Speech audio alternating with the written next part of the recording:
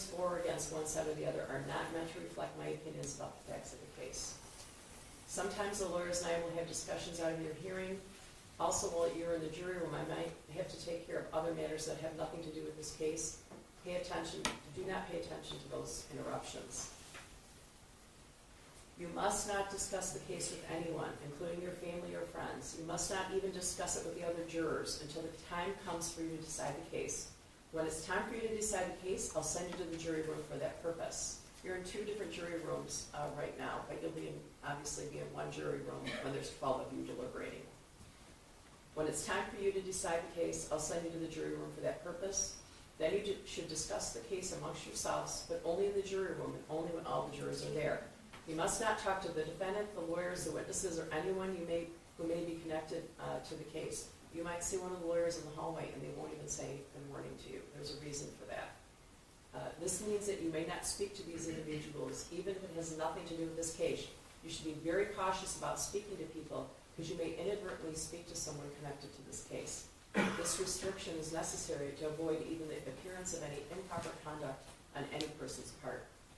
If anyone tries to discuss the case with you or in your presence, tell them to stop. Explain that you are a juror and you're not allowed to discuss the case. If they continue, leave. Report the incident to court staff as soon as you return to court. When the trial is over, these restrictions no longer apply. When the trial is over, you may, if you wish, discuss the case with anyone. Please wear your badges the entire time you're in the courthouse. Okay?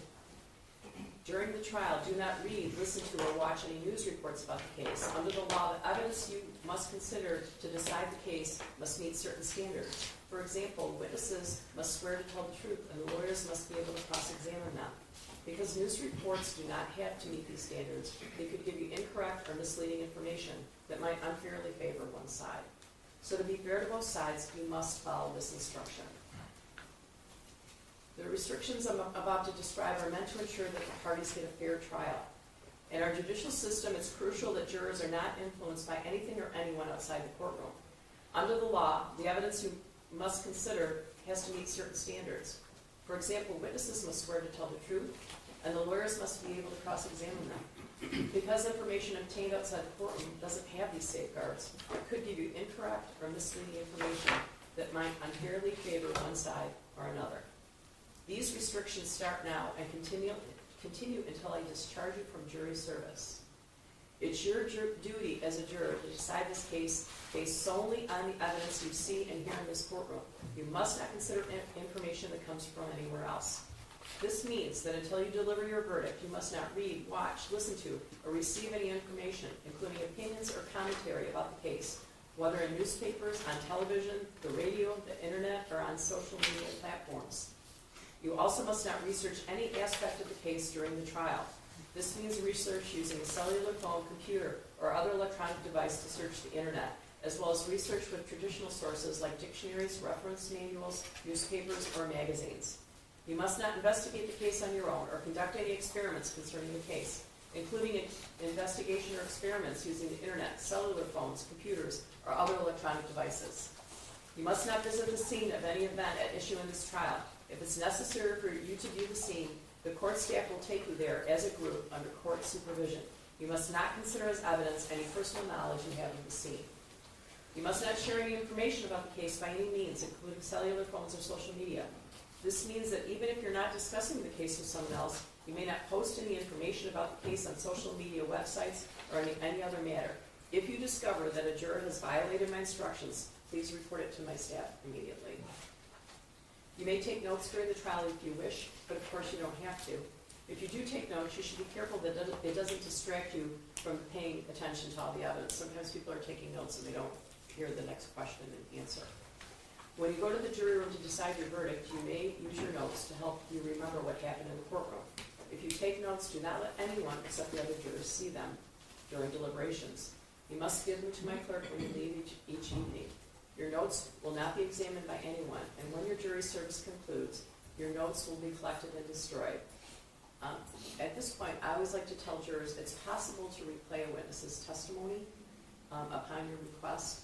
We have our IT department come up out of our videotape courtroom, so the witness's testimony is being videotaped. I'd like to tell you this caveat.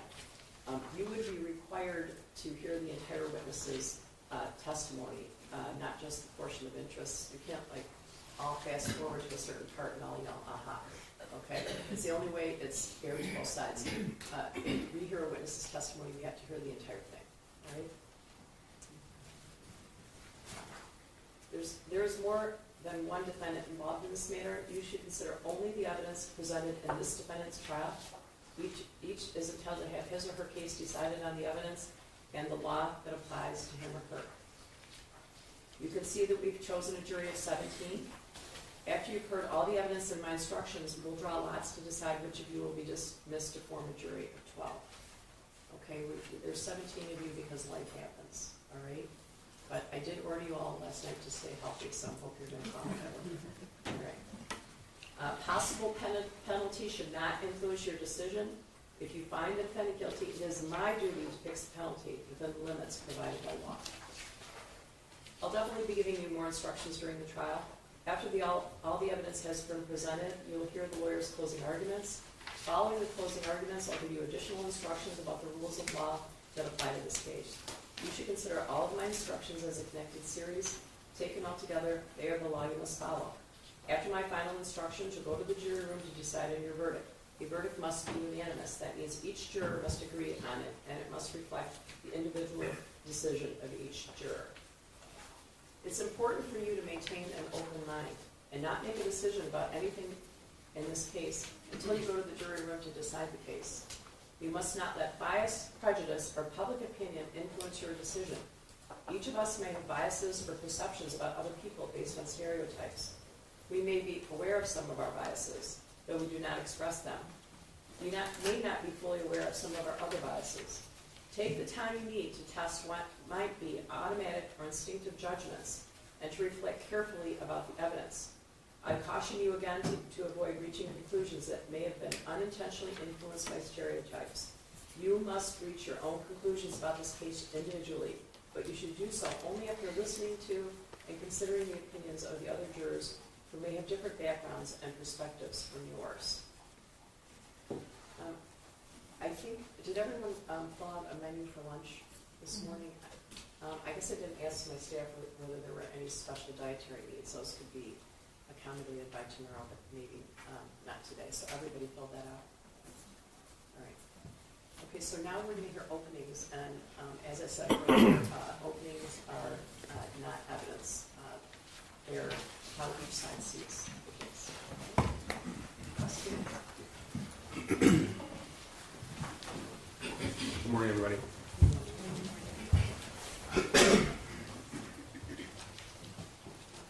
I want to introduce you to Hannah St. Juliana, Madison Baldwin, Tate Muir, and Justin Schilling. They died on November the 30th of 2021. They weren't in a car crash. They weren't sick. They were murdered in an act of terror committed by Jennifer Crumbley's 15-year-old son. Jennifer Crumbley didn't pull the trigger that day, but she is responsible for those deaths. These kids were gunned down inside Oxford High School with this gun. It's a 6-hour 9mm handgun purchased 4 days before the shooting by James Crumbley, Jennifer's husband and father of the school shooter. This was a purchase celebrated by Jennifer on Instagram. These are her words. This is her post. Mom and son Dave testing out his new Christmas present. My first time shooting a 9mm. I hit the bullseye. The evidence will prove that by the time this gun was bought, the school shooter was in a downward spiral that had begun months before. The evidence will also show you that Jennifer Crumbley was aware of that.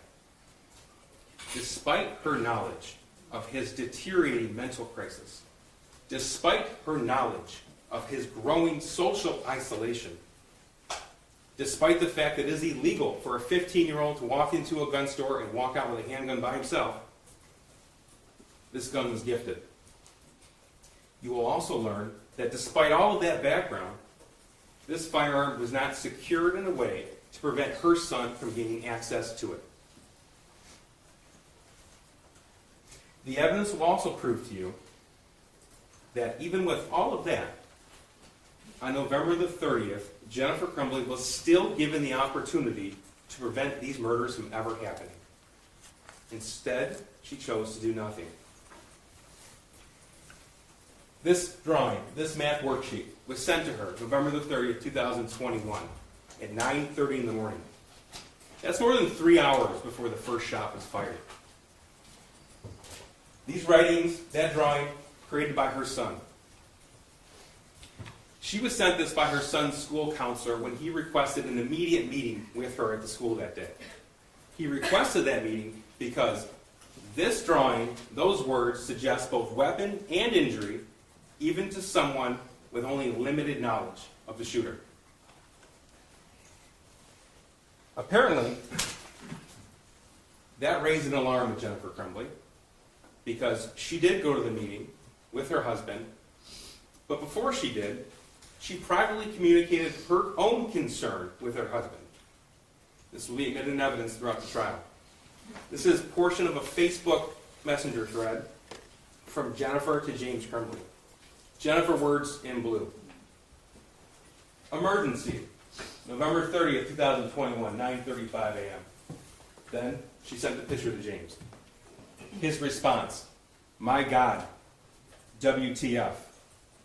And then he wrote back about the vet. He was at their barn, worried about their horse. Jennifer's response, he said he was distraught about last night. And then, I'm very concerned, headed to his school. That's at 10:12 a.m.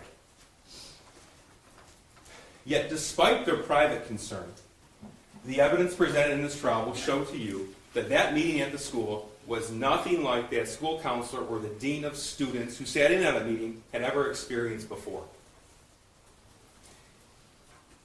Those two individuals, even with their limited knowledge of that drawing, had expected the defendant or her husband to take their son home and set an appointment with a mental health professional.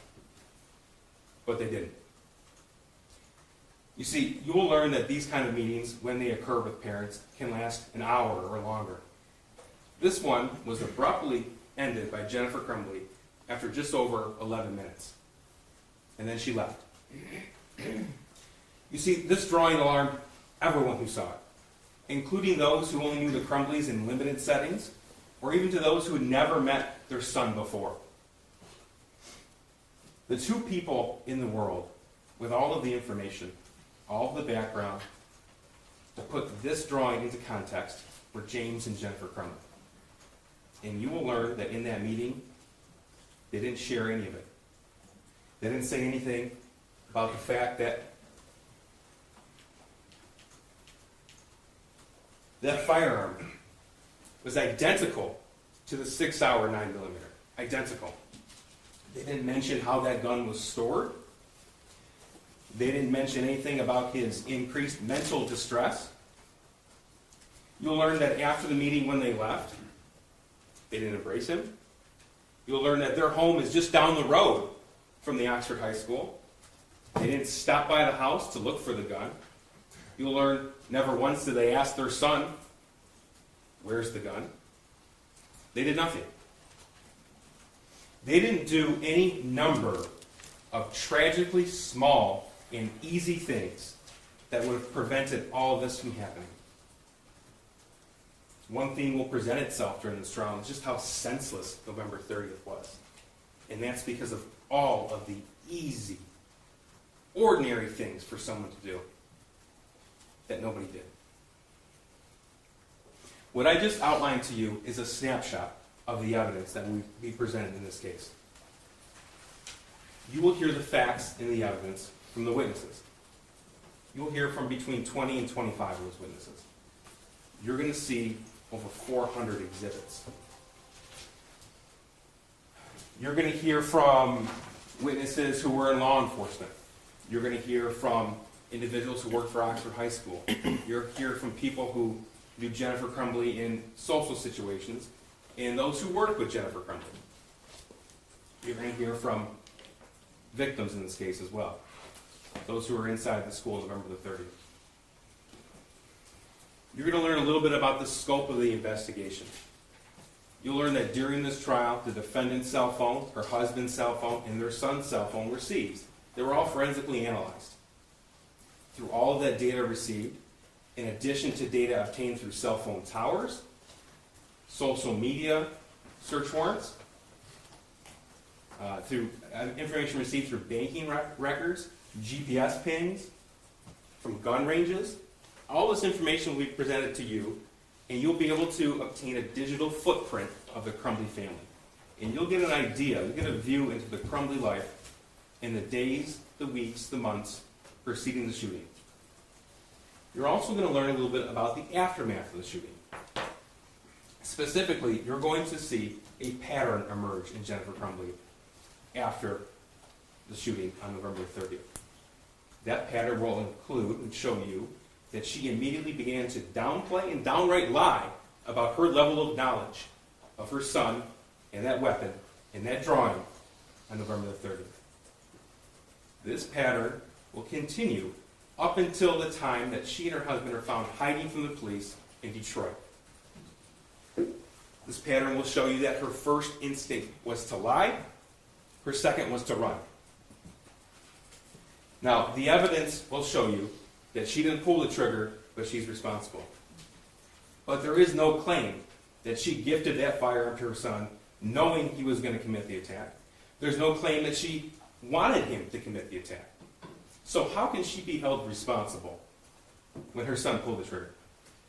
And the answer is, she's not charged with murder. She's charged with involuntary manslaughter. You see, murder it's an intentional killing. Involuntary manslaughter, by definition, is unintentional. It's rooted in negligence. You've heard Judge Matthews tell you that every crime is made up of something called elements. This is no exception. You're going to learn that involuntary manslaughter is committed when someone's acts or their failures to act or their failures to perform their legal duty were grossly negligent, and that gross negligence was a cause of death. A cause of death, not the cause of death. And that's very important because, as you've heard, and you'll hear again and again in this trial, that in a case such as this, when somebody else was a cause of death, the person who was grossly negligent can and still will be held responsible. That is, if the person who pulled the trigger, if the shooter in this case, his act was reasonably foreseeable to the defendant. To the defendant, specific to her, not to everybody else in the world, not to a stranger, not to a teacher, but to his mother, one of the two people in the world who raised him, who lived with him for 15 years, one of the two people in the world who had all the information necessary to put that drawing into context. So what's gross negligence? You will learn that it is a willful disregard of danger. Gross negligence is when you could use ordinary care, just ordinary care, to avoid a known danger, and you don't, even though it is apparent that serious injury could occur. And that's what this case is about. It's about Jennifer Crumbley's willful disregard of the danger that she knew of. That's why we're here. We're not here to talk about good parenting or bad parenting. It's not illegal to be a bad parent. We're not here to put restrictions on gun owners. That's not our job. That's not your job. That's for lawmakers. We're not here to talk about who else might be culpable or who else you think shares some blame. You will learn about the meeting on November the 30th. You may not like the fact that neither the school counselor nor the dean of students searched the school shooter's backpack. That's okay. That's okay. Because that does not mitigate Jennifer Crumbley's culpability. You're going to learn a whole lot about James Crumbley and their son. But James, he's not on trial today. He has another trial in front of another jury. Their son, his case is over. He's already been charged and convicted and sentenced for terrorism causing death and first-degree murder. Today is Jennifer's turn to stand trial, and you will evaluate the evidence as it pertains to her and her own life. We're here because When Jennifer looked at this drawing, she didn't look at it the way a stranger would. When she looked at this drawing, she looked at it knowing the context and the origin. And when someone with that kind of information looks at this, the unimaginable becomes predictable. It becomes reasonably foreseeable. That's why, even though she didn't pull the trigger on November the 30th, she's responsible for those deaths. I ask that during this trial you listen to the testimony, you review the evidence, and you follow the law. If you do that, you will undoubtedly reach a fair and just verdict. If you do that, you will find this defendant guilty as charged. Thank you. Ms. Smith, would you like to make a motion? I would, thank you. Your Honor, is it okay if I just move this? Oh, you can move it anywhere you want. There's a lot of stuff. There's cords and stuff. So I'm sorry, don't Sean, throw can you just help me? I'm gonna pull it just forward, Watch this recording. and I'm gonna keep it to the side, because I don't need it. Okay. I just have a few notes. Sure. Good.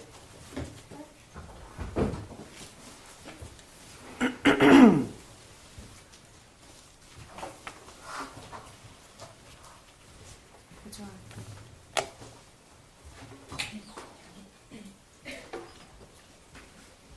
Sorry, Judge, just trying to get this. Okay.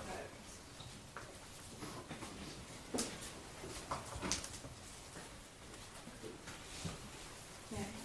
Go ahead. Thank you.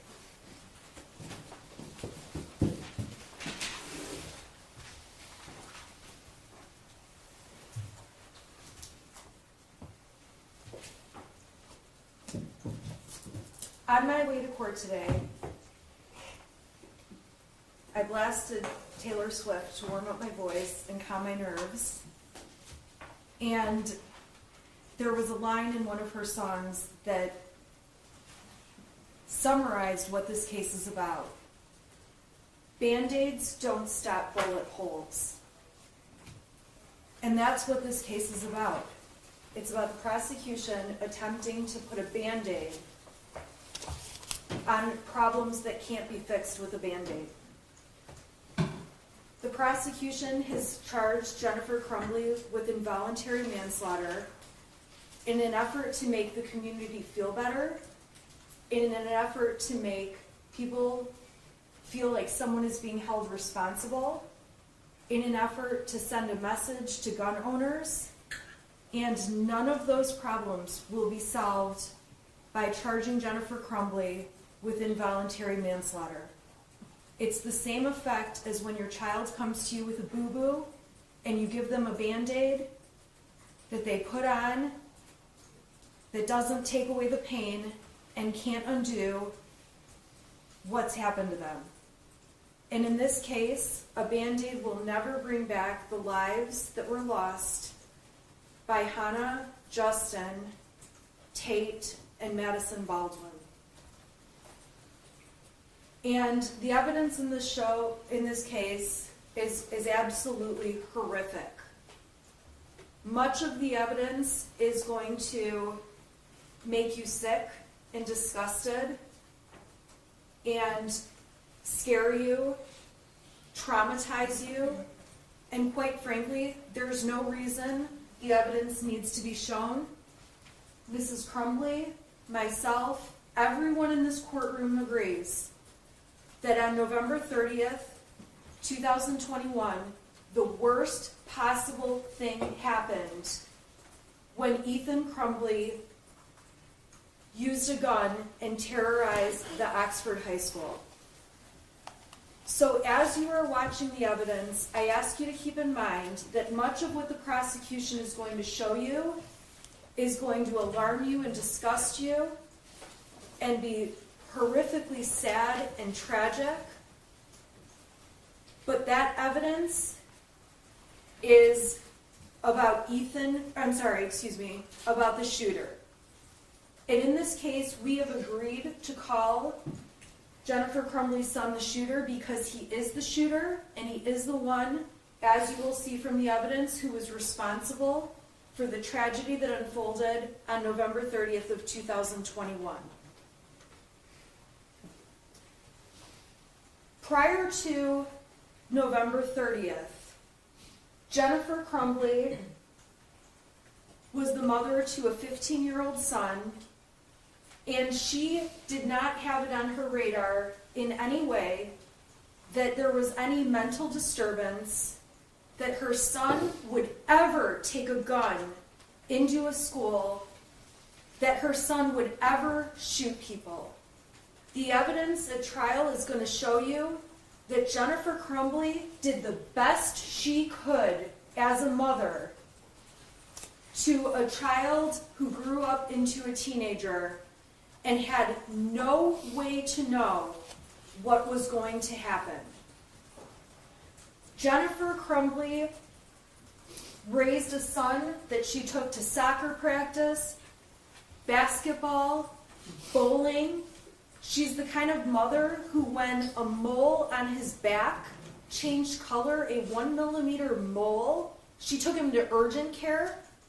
She's the kind of mother who's texting her husband, who is at home, working from home, "Where is Ethan? Where is Ethan? Where is Ethan?" at 3:14 in the afternoon, getting texts back saying, "Ethan gets home at 3:16, what's your problem?" And she keeps texting, "Where is he? Where is he?" You will see that if anything, Jennifer Crumbly was a hyper-vigilant mother who cared more about her son than anything in the world. Jennifer Crumbly is not a perfect parent, and we don't claim that she is. But what the evidence is going to show in this case is that the prosecution has very selectively pulled out slivers of evidence from a forest of trees to try to convince you that there was something wrong with Ethan, and Jennifer Crumbly, as his mom, should have known. And at the end of the day, these slivers of evidence that are going to be presented to you will have no context and no explanation, and the defense will agree that on their face it looks bad. But like any of you who look back at text messages sent a year ago, they may look bad without context and explanation. And so we would ask that you reserve any judgment on these slivers of evidence until the defense presents evidence itself, and we will be presenting evidence in this case, to show the context and what was truly happening on these days that the prosecution is going to try to make you believe something more was happening. By way of example, the prosecution has one day where they claim Ethan needed help and Jennifer Crumbly was out with her horse. James Crumbly was with her at the barn. They had just gotten a new horse. Ethan is 15 years old at home, claiming there's a demon in the house, there's something going on, and the prosecution is going to try to use this one little point in time to convince you that Jennifer Crumbly was somehow neglecting her son. Much of the evidence in this trial is also going to center around James Crumbly, who is not on trial in this case. He has a separate trial, as Mr. Keese told you. You're going to hear evidence that James Crumbly and Ethan Crumbly liked guns. They had 3 guns. 2 guns that were purchased earlier in 2021, and a gun that was purchased at a Black Friday sale the day after Thanksgiving in 2021. You are going to hear evidence that James and Ethan went to the shooting range often, that James was responsible for storing the guns, and to be quite frank, Jennifer Crumbly didn't know anything about guns. Jennifer Crumbly, you will hear evidence, she went to the shooting range one time with James and the shooter, and she went a second time after the gun was bought. She was attempting to find a way to spend time with her son, who had just lost a dog, had just his friend had moved away from him. She's trying to find a way to connect to him. But on that day, when Jennifer Crumbly went to the shooting range, you will hear evidence that she didn't even know where the gun was or how to put it in the car. She had her husband prepare the gun to take it to the range. He had hid the gun in the bedroom of their home. The gun had a cable lock, a trigger lock in place. James Crumbly had the key to the trigger lock that kept the gun secure.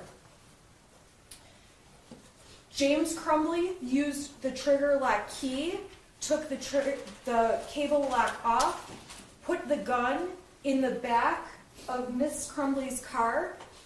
Mrs. Crumbly simply drove to the gun range. You will see video of their experience at the gun range, and you will see that the shooter is the one showing Mrs. Crumbly how to use the gun at the range. And when they're done at the range, the gun was placed back in the back seat of the car, not back seat, but the back of an SUV. And Jennifer Crumbly drove home, and not being responsible for storing the gun and not even knowing where the gun specifically was placed, Jennifer Crumbly left the gun locked in the trunk, the back part of her SUV. And James Crumbly was responsible for getting the gun out, putting the trigger lock back on, storing the gun, and Mrs. Crumbly had nothing to do with that part of what happened. Over the next couple of days, this is right after Thanksgiving, the family is picking out their Christmas tree, talking about Christmas presents. There was certainly some sadness in the shooter's life, but nothing that would have amounted to any reason to believe he's going to shoot people or commit a school shooting. You will hear testimony that on the day of the shooting, Jennifer Crumbly went to work. She is essentially the breadwinner at this time. Mr. Crumbly was in between jobs. He's about to get a job offer. Mrs. Crumbly is trying to keep the household finances up. She's at work, and she finds out through an email and text message that her son has drawn this alarming drawing the prosecution put on the screen. Jennifer freaks out when she sees the drawing.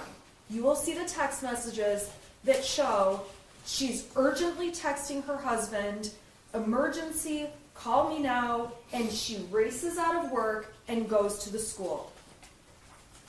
Upon arriving at the school, she meets with Sean Hopkins, the school counselor. She meets with Nick Ejak, the school principal, and she meets with James Crumbly and the shooter. And they are all in a room together where the shooter explains why he has put together this drawing and what the drawing means. The family and the school talk about how a counselor would be a good idea for the shooter to get into some kind of counseling.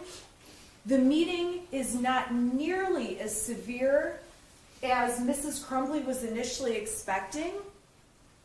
Trained professionals at the school who evaluate children represent that the shooter is of no risk to anyone, and they allow him to stay in school. The testimony will show this is not a situation where Jennifer Crumbly refused to take her child from the school. She was provided the option of take him home or leave him here.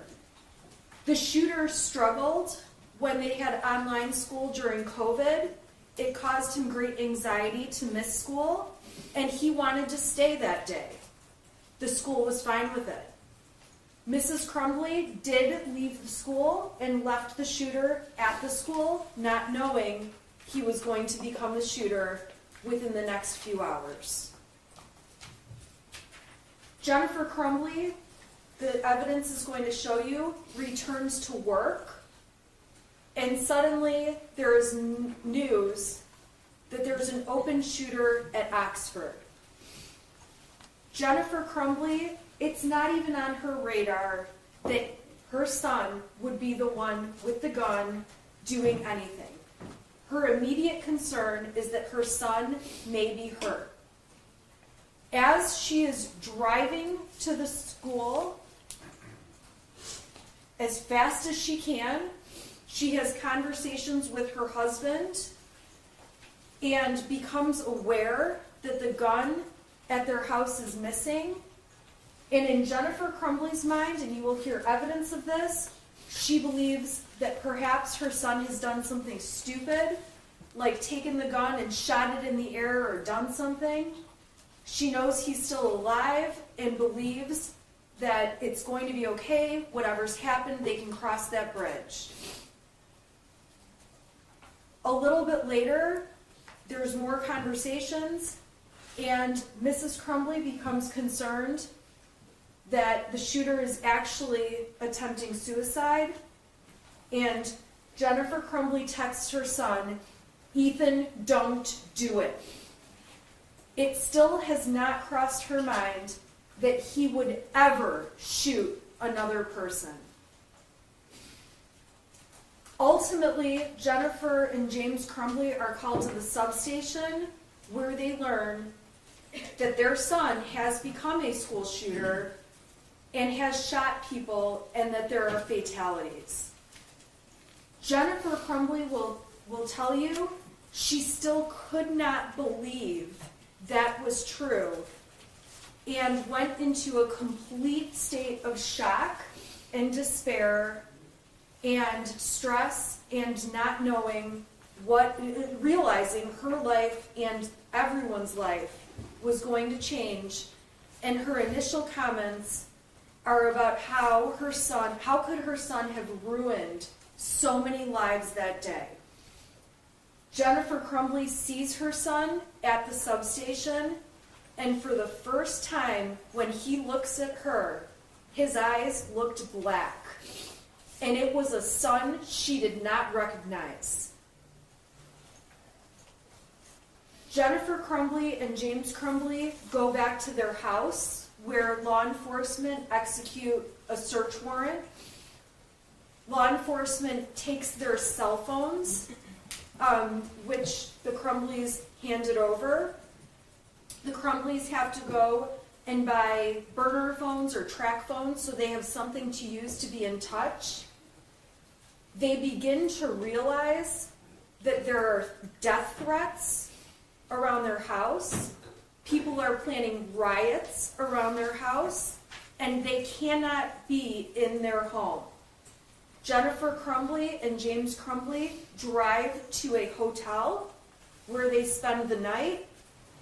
They are trying to figure out what is happening, and all Jennifer can think about are the things she believes she can control, like keeping her job, keeping health insurance, figuring out money, figuring out lawyers, and trying to digest what has just absolutely tragically unfolded. In the days following the event, while the prosecution says the evidence will show Jennifer Crumbly is lying, Jennifer Crumbly is truthfully telling the world she had no idea, and finding out that she is about to be charged in this Band-Aid effort by the prosecution with involuntary manslaughter. Jennifer and James Crumbly go to the bank. They're advised by friends and family, and you will hear testimony that their money could all be taken out of their accounts, and they know they need money to be able to live and hire lawyers and figure out what to do. They withdraw all of the money from their bank account. The burner phones they're using, they can't get access to any of their accounts because of this two-part authentication you now have to do. So they go to the Metro PCS store, where they buy new telephones that they can actually use to access their social media, their accounts, their contacts, and they end up with multiple cell phones. After that, they work to find lawyers. They don't know what to do. They don't understand what they're being charged with. They're under the stress of knowing their son is gone, and life will never be the same, undoubtedly. And on Friday, December 3rd, the Crumbleys find out when a press conference is held that they are being charged with 4 counts of involuntary manslaughter. And at that point, they attempt to try to figure out what to do, where to stay, where to go, what to do. And they ultimately ask a friend if they can stay at his art studio until they know where to go and what to do. They make plans to turn themselves into the court on Saturday morning, because remember, this is late in the day Friday. Saturday morning at 8:30 when the court opens up and does weekend arraignments. And overnight, the prosecutor's office, the sheriff's department, the fugitive apprehension team, the U.S. Marshals have a statewide search claiming that James Crumbly and Jennifer Crumbly are on the lam. They are running, they are fleeing, they are trying to avoid charges, and it couldn't be any further from the truth. They are at their friend's art studio, they are waiting for instructions, and they are waiting to turn themselves in first thing Saturday morning when arraignments take place at the court. James and Jennifer Crumbly are sleeping on a mattress in the middle of the night. When police locate them, you will hear evidence. They're not really hiding. They're standing outside their car, their vehicle, smoking cigarettes. They're standing outside their car, talking on the telephone. They're communicating with various people they know. There's absolutely no evidence to suggest that they're fleeing. You will see body camera footage where when police come into the art studio to find them dead asleep on this mattress, they are cooperative, they are taken into custody, and they are arrested. The prosecution has grossly misconstrued facts in this case, and I ask that you wait to make any judgment until all of the evidence has been presented and you have seen every detail of it, including Jennifer Crumbly's testimony, and she is going to take the stand and tell you about her life with her son, about the day he became the shooter, and about the day he did something she could have never anticipated or fathomed or predicted.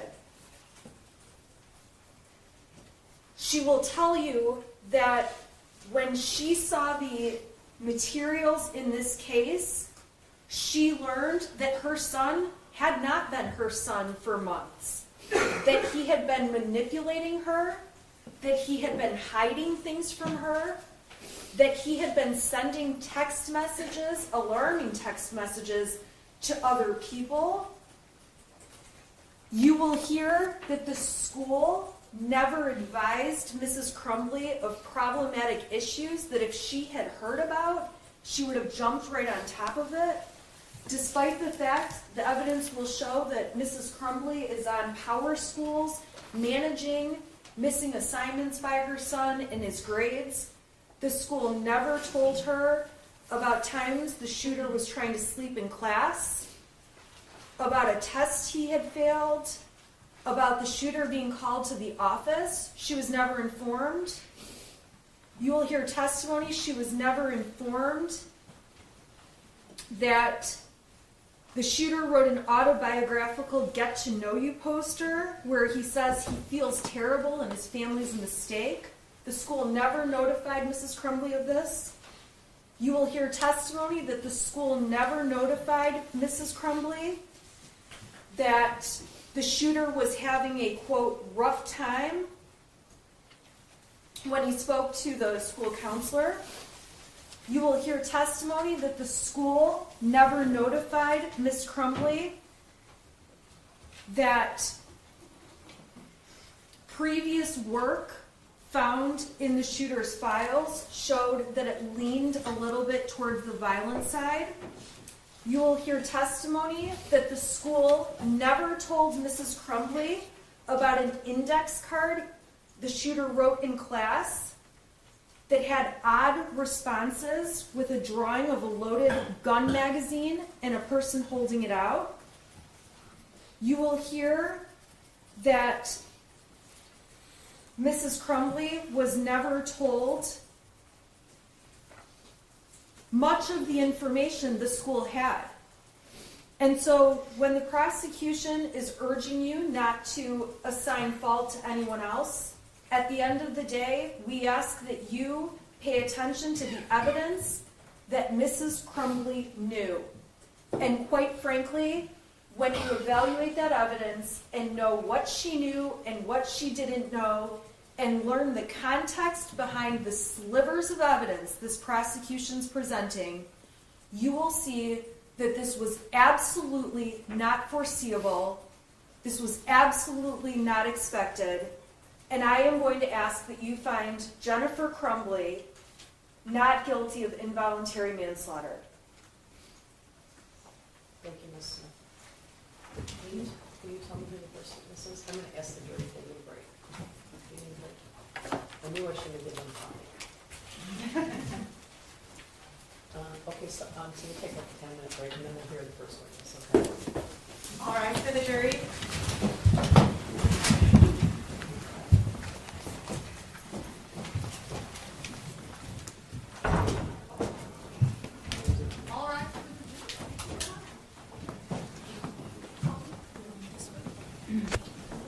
They go differently. I know, it's weird.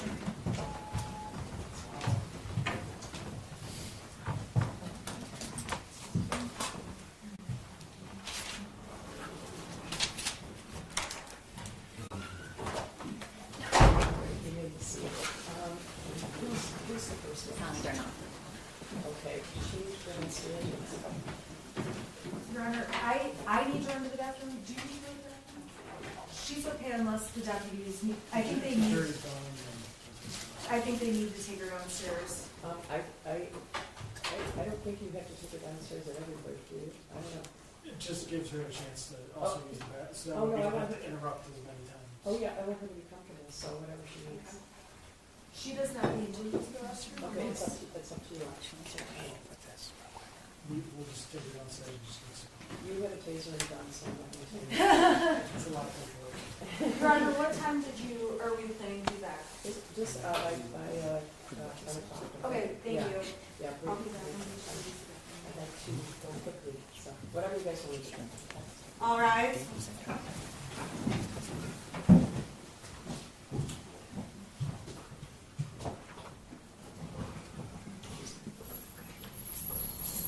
You may be seated.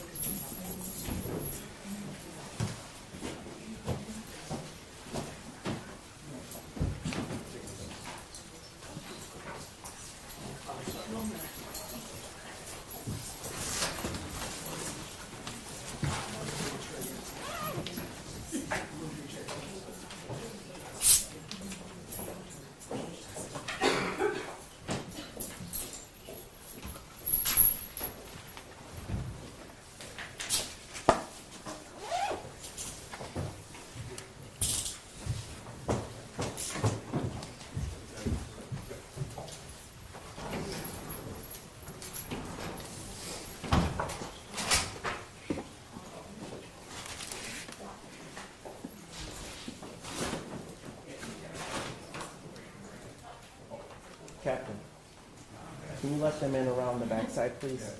The prosecutor.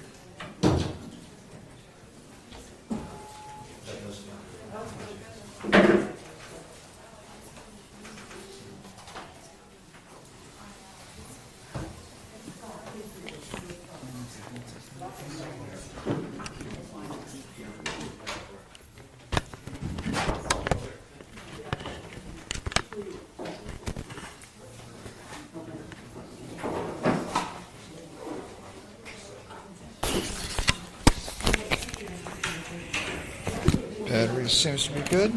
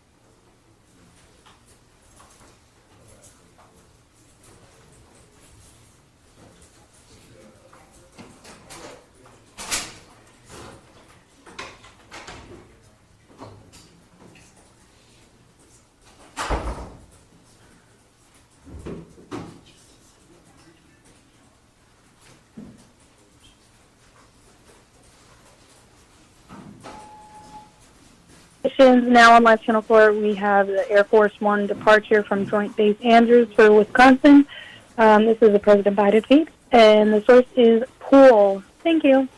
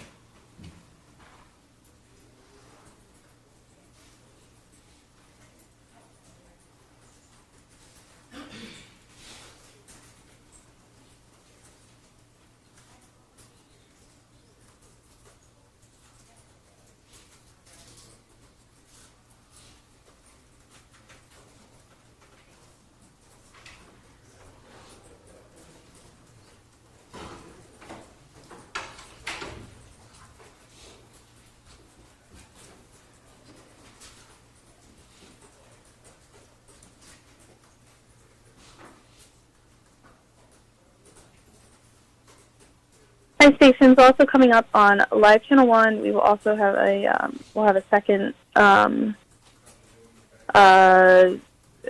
feed of the Air Force One departure from Joint Base Andrews. The source for Live Channel 1 and Live Channel 4 will be Pool. And that is, Live Channel 1 will come up in just a minute. Thank you.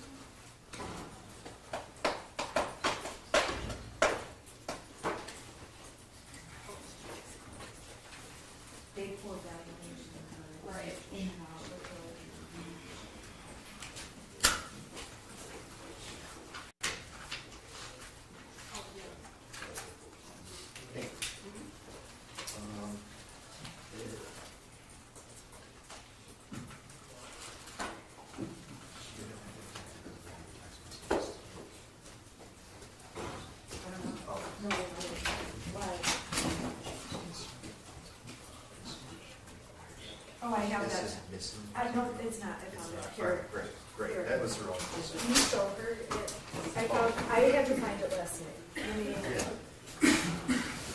I found it last night because I knew she was asking me about it, and I was like, I don't remember where it was. Trying to parse out this stuff. I know that she was worried about that.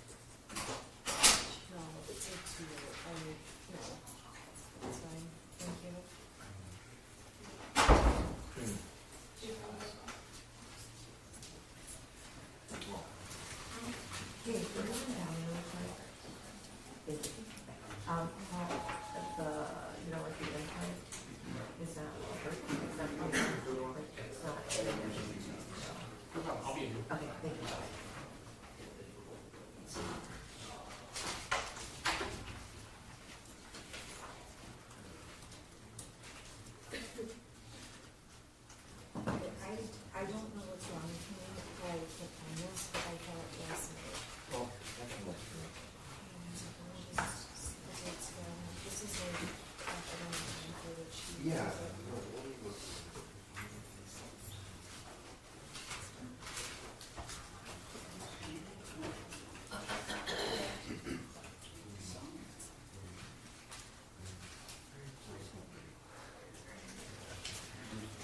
I already know why we're worried about this, because it's gonna be. Hey, Don't worry about it. Forget it. Don't worry. No. oh, here, this is it. Can you show her this is at 96? That's what it is. I like wrote it down last night, because I was like, I knew she wanted to see it.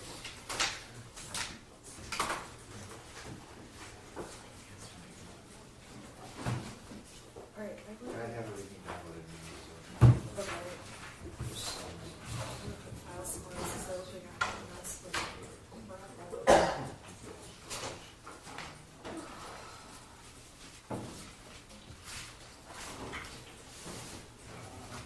So your kids hooked up or? No, we're hooked up right now. So, So I don't know what happened. No, they left up an exhibit, so I switched it over.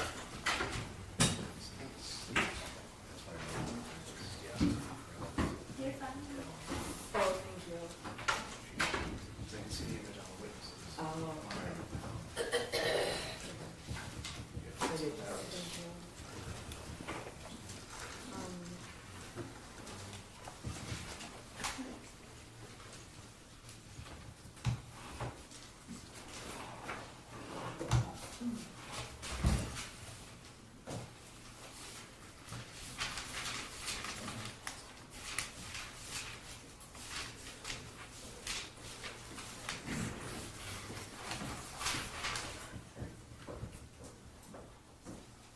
I put this on the.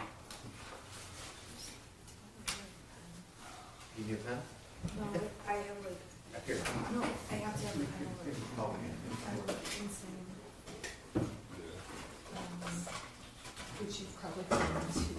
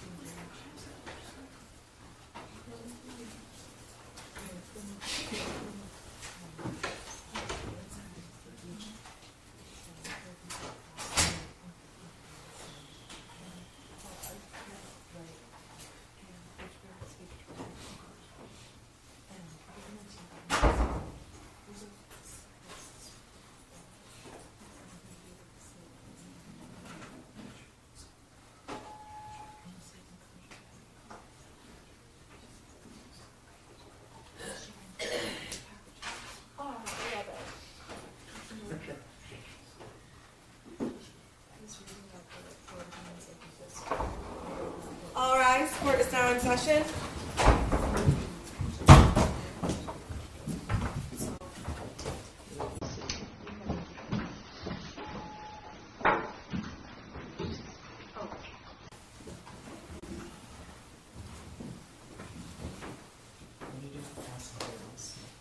They always go away. I have no idea. Do you want me to go?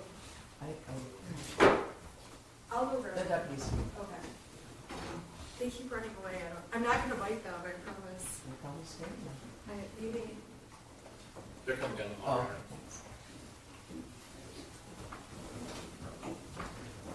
I hope it's okay with you that we just like stay. You're good. Okay. Yeah, yeah. I don't want to take long breaks, but I don't want to, make them sit there for hours on end if they're uncomfortable, so. We don't have a room, so we're like happy here. We offered to find you one. Yeah, we're happy here. Okay. We're happy. We're good. We did offer, thank you. Are you ready? Yeah, okay.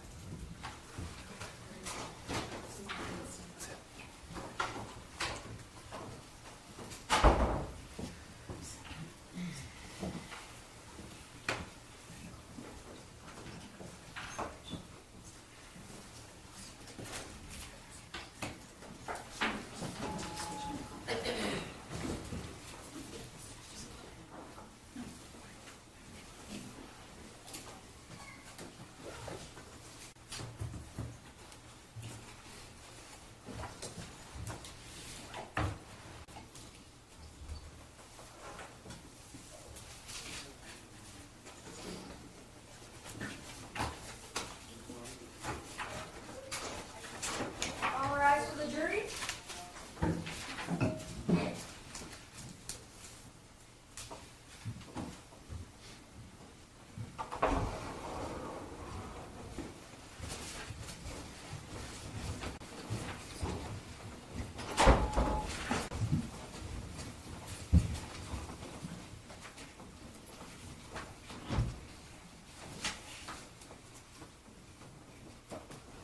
It's probably late to tell you this, but there's a little step there.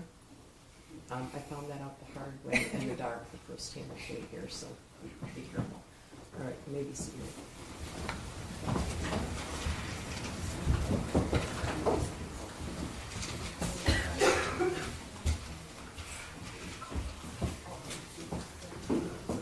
Your Honor, calling people versus Jennifer Crumbly, case number 222799990 FH. Thank you, Mark Keast, on behalf of people. Karen McDonald is here as well. And thank you, I'm Shannon Smith on behalf of Jennifer Crumley. Sean Godwin. Who's the first witness? Molly Darnell. Okay. Ms. McDonald is reviewed from Molly. Your Honor, just before,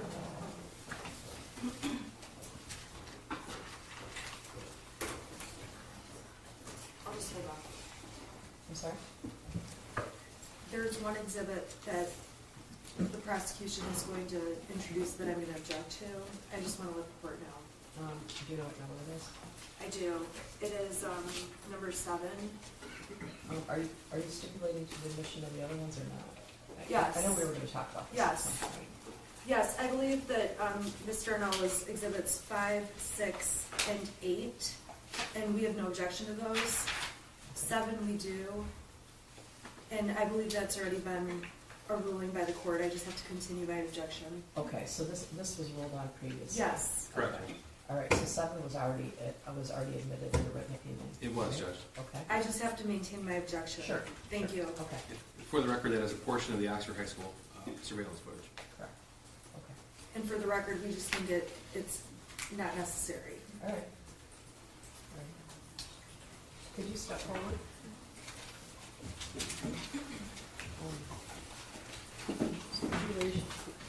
We're sort of cozy in here, I apologize. Could you raise your right hand? Do you swear or affirm the testimony you're about to give is the truth, so help you God? Yes. Okay, you can be seated. And then, could you state your name for the record and spell your first and last name? My name is Molly Darnell, MOLLY-DARNELL. Go ahead, prosecutor. Good morning. Good morning. I'm going to call you Molly. I assume that's okay. That's okay. Okay. Molly, can you tell the jury what your profession is? I'm an educator. Where is it? Are you a teacher? I am a teacher. Okay. And who is your employer? Oxford Schools. Okay. How long have you been in? How long have you worked for Oxford Schools? I started working for Oxford in the fall of '98.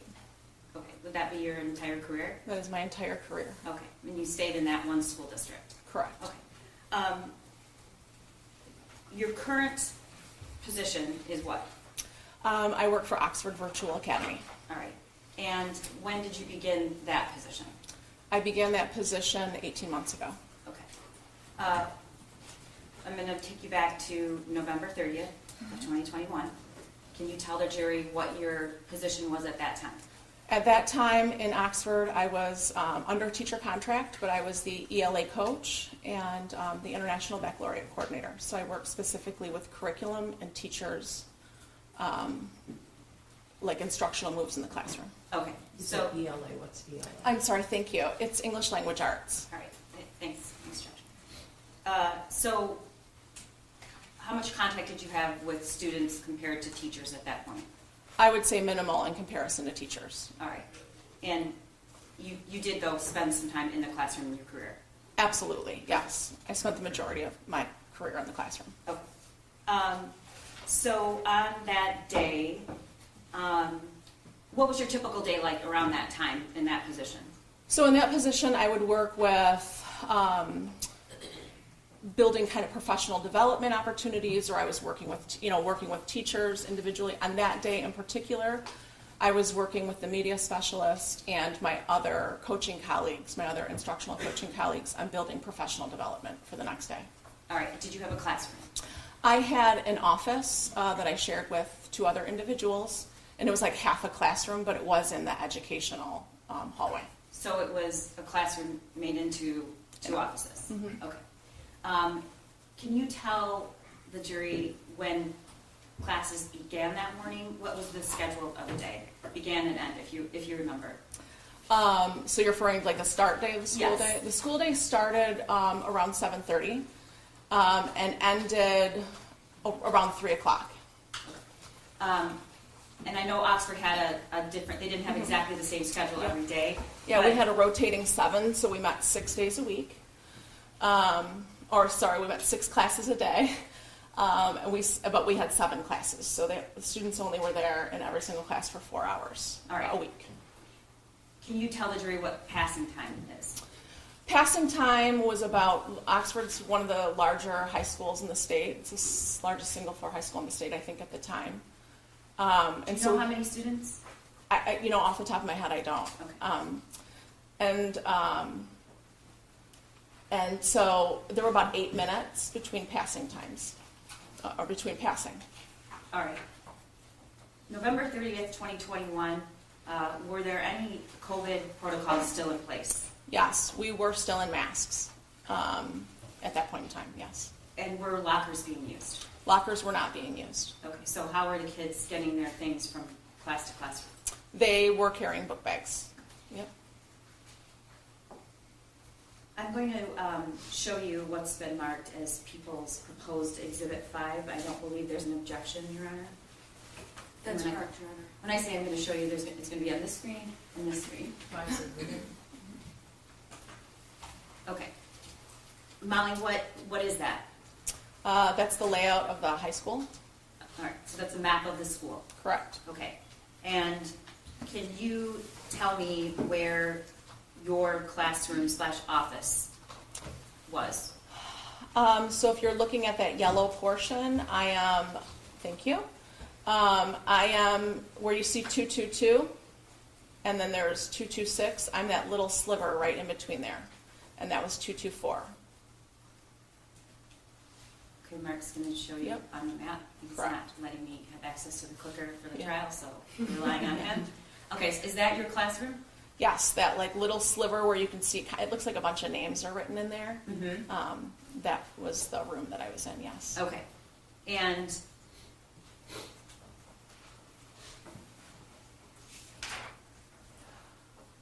I'm going to take you to around the time of about 12:50.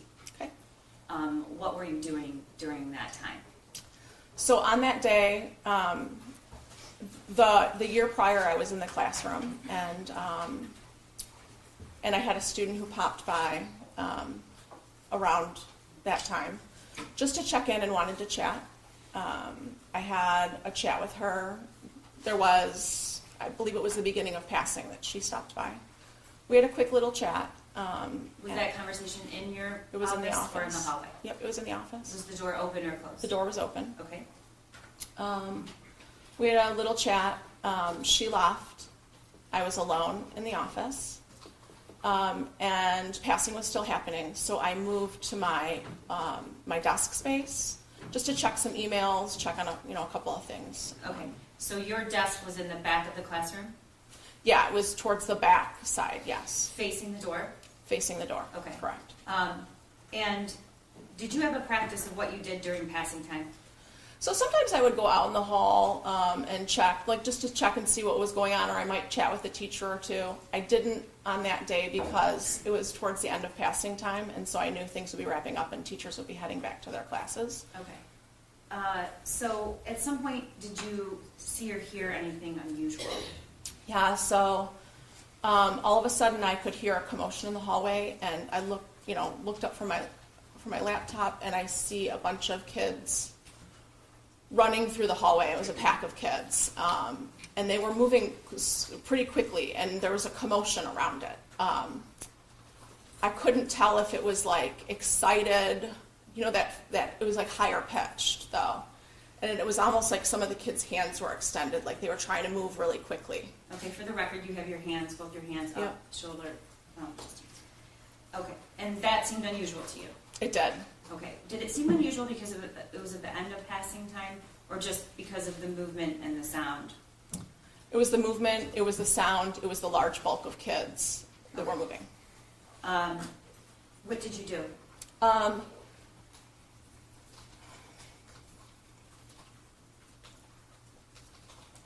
I exited my office. I believe that there was possibly a fight. So I run out of my office. I'm about midway through where 222 is. And I see all those kids exiting out of door 4. So I know there's not a fight. So if you look at the map, you come out of your classroom and you look down the hallway and they're all running out of the school? Yeah, on a door 4. Okay, and that was unusual. Mm-hmm. Is that correct? Yes, I had never seen that before. All right. And then what happened? I paused for a second because I'm thinking, like, what's going on, right? I don't know what's happening. I head back into my office space. The hallway is completely clear. And I walk into my office and I'm like, all right, what could possibly be happening in this moment? Was it unusual for the hallway to be completely clear? I don't believe the bell had rung yet, so that was unusual. Okay. And so what did you do? It was in pausing, trying to like gather what to do next. I heard 3 things pretty quickly together, like so quickly together that I have a hard time distinguishing what came first and what came last. But there were the sounds of like 3 like loud pops that I could have mistaken for lockers closing if we were using lockers. Okay. So when you heard the 3 pops, what did you think that sound was? Well, again, there was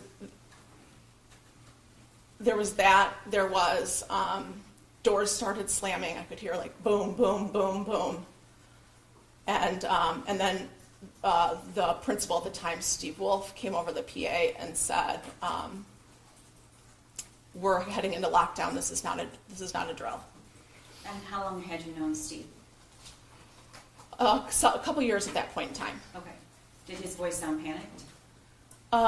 His voice sounded, it was like urgent, but you could tell he was like tempering any, like panic. So was that before the loud pops or after, if you can remember? Honestly, I cannot remember. Okay. When you heard this, was your door open or closed? My door, when I came back in, I pulled it, but it didn't shut, so it was open a couple inches. Okay. So what did you do? At that point in time, I moved to shut my door. Okay. Did you, after the pop, did you smell anything? No. Did you see anything? No. All right. Then you tell the jury what happened when you turned around and headed to the door. So I walked to the door. I immediately pull it shut. to the left of my door. So my door was here, and there was a glass part, like, floor to ceiling glass. And then right here was a night lock system. Can you tell the jury what a night lock system is? So a night lock is a simple gadget that goes into the door that goes into the floor, so that if the door were unlocked, it's like a second security measure.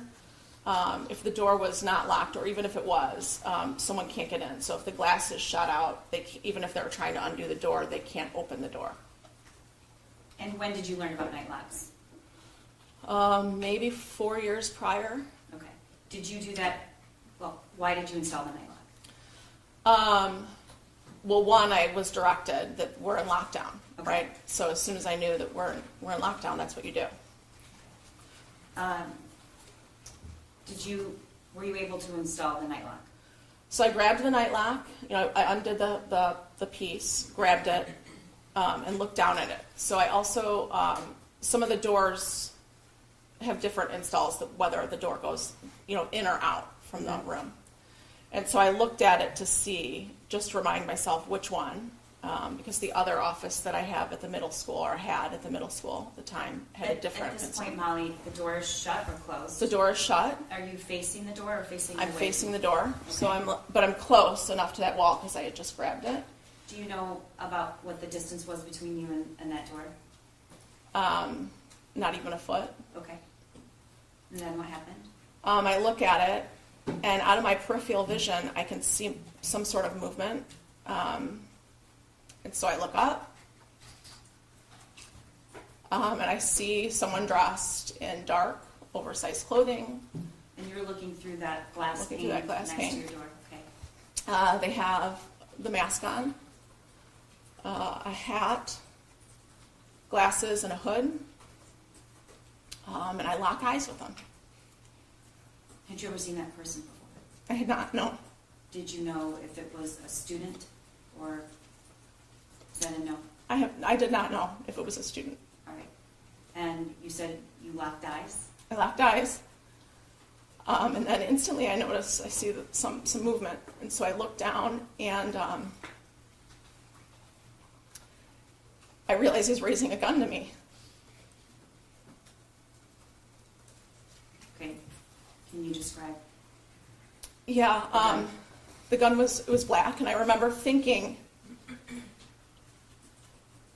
as he's raising the gun to me, that there was no orange tip.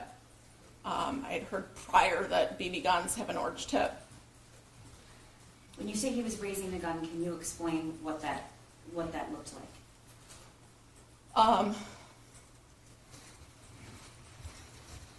Was it one arm or two arms? Well, I just saw the one starting to move up. I saw the gun,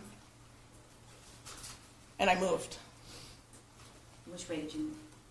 I moved away from the glass partition, away from the door, toward back into the room. Okay. You just described you saw something in your peripheral vision. You looked up. You locked eyes. I locked eyes. He didn't hesitate. Okay. About how long was that from the time you saw the peripheral vision and then the gun was raised? A second, Okay. if that. When you locked eyes with this individual, what did you see?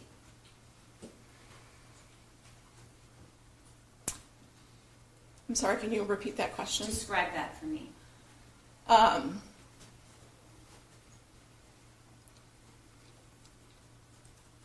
lock eyes with him, and I instantly see that movement. And I jump to the side. Okay.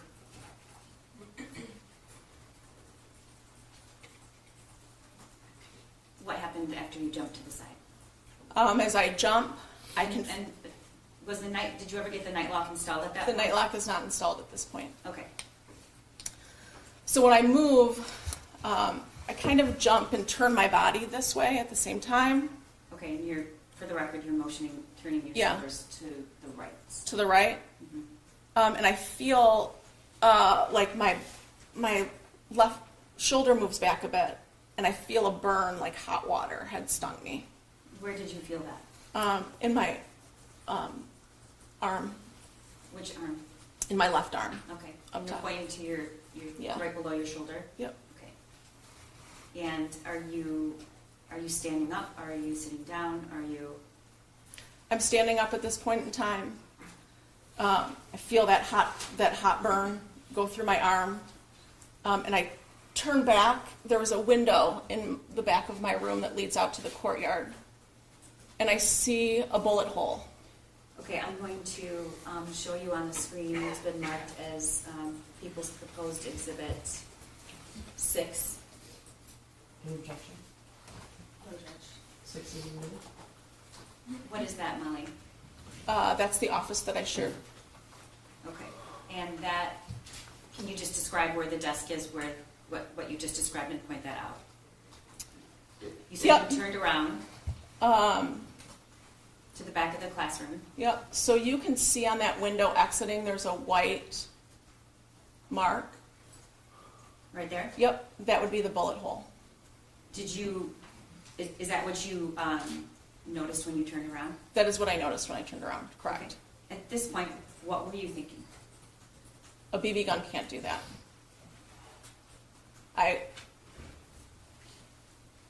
It seems like really silly. What seems silly? That I couldn't wrap my head around what was happening. I mean, after you felt the warmth and you still were thinking it might be a BB gun. Yeah. Okay. So what did you do?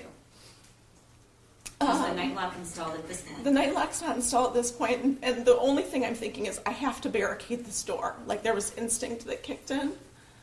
So what you can't see is right around that corner there was this huge filing cabinet. And I think if we can point to around that corner to. Yeah. Okay. And so I grab it because I'm afraid to go back towards the door at this point in time. And I try to move it, thinking maybe I can pull it out enough and push it. And it was just too heavy for me. So that rolling cart was sitting next to it. That's when I pulled out the rolling cart and no, sorry, I take that back. It's I didn't okay. do Take that your yet. time. Take your time. I crawled down on my hands and knees and I put that night lock in. And then I moved for the rolling. I was like, I just have to keep barricading. And so I grabbed the rolling cart. Is the object in the? Yeah, you in can the see it's picture? the little red object on the rolling cart. Yep. Oh, that's the night lock. Yes. Okay, but it's sitting on that's the rolling cart, right? Correct. Okay. All right, and were you able to put it in front of the door? I was able to put the rolling cart in front of the door, correct. Okay, and then what did you do? Then the only thing I can think of is he's going to come back and finish what he wanted to do. Could you hear anything else in the hallway? At this point, I'm not hearing anything. Okay. And so what did you do? So I go back to that large cabinet because I know if I'm anywhere in the back of this room, he can see. So I need to hide in this front corner. And so I pull that large filing cabinet back just enough to crawl behind it so that if he comes to that window, he can't see where I'm at. So the way the classrooms are is you have to be at a certain angle to see certain parts of the room from the hallway, correct? Correct. Okay. And you said you moved to that corner behind because what? Because I didn't want him to see where I was at. Okay. Once you were behind the cabinet, were you sitting? I was crouched down. I was trying to make myself as small as possible. Right? I got really low. I was on my bottom, crouched as close together physically as I could make myself. Okay. What did you do next? I had texted my husband, "I love you, active shooter." And then I started feeling blood dripping down my arm. And what did you do? At At this point, had you registered that you had been shot? I don't think I was registering that I was shot. I just knew that I was bleeding. Okay. What did you do? I had a cardigan on that day, and so you can see in the photo there's this red little bag on the side, on the right side of the wall. Those are medical response bags that we keep in every room. So if someone's bleeding or if a tourniquet's needed, they're in there, but I was too afraid to go back and grab it. So at that point, I knew I needed to put a tourniquet on. I knew I was bleeding. I removed my cardigan, and I used one of the sleeves of the arm, wrapped it up on top, and pulled with one arm and my teeth with the other to tighten it. And Molly, how many inches down was that wound? It sits right here. Okay. And you brought a cardigan so that you could show the jury what that looks like, so they know exactly where you were hit? Yep. Go ahead.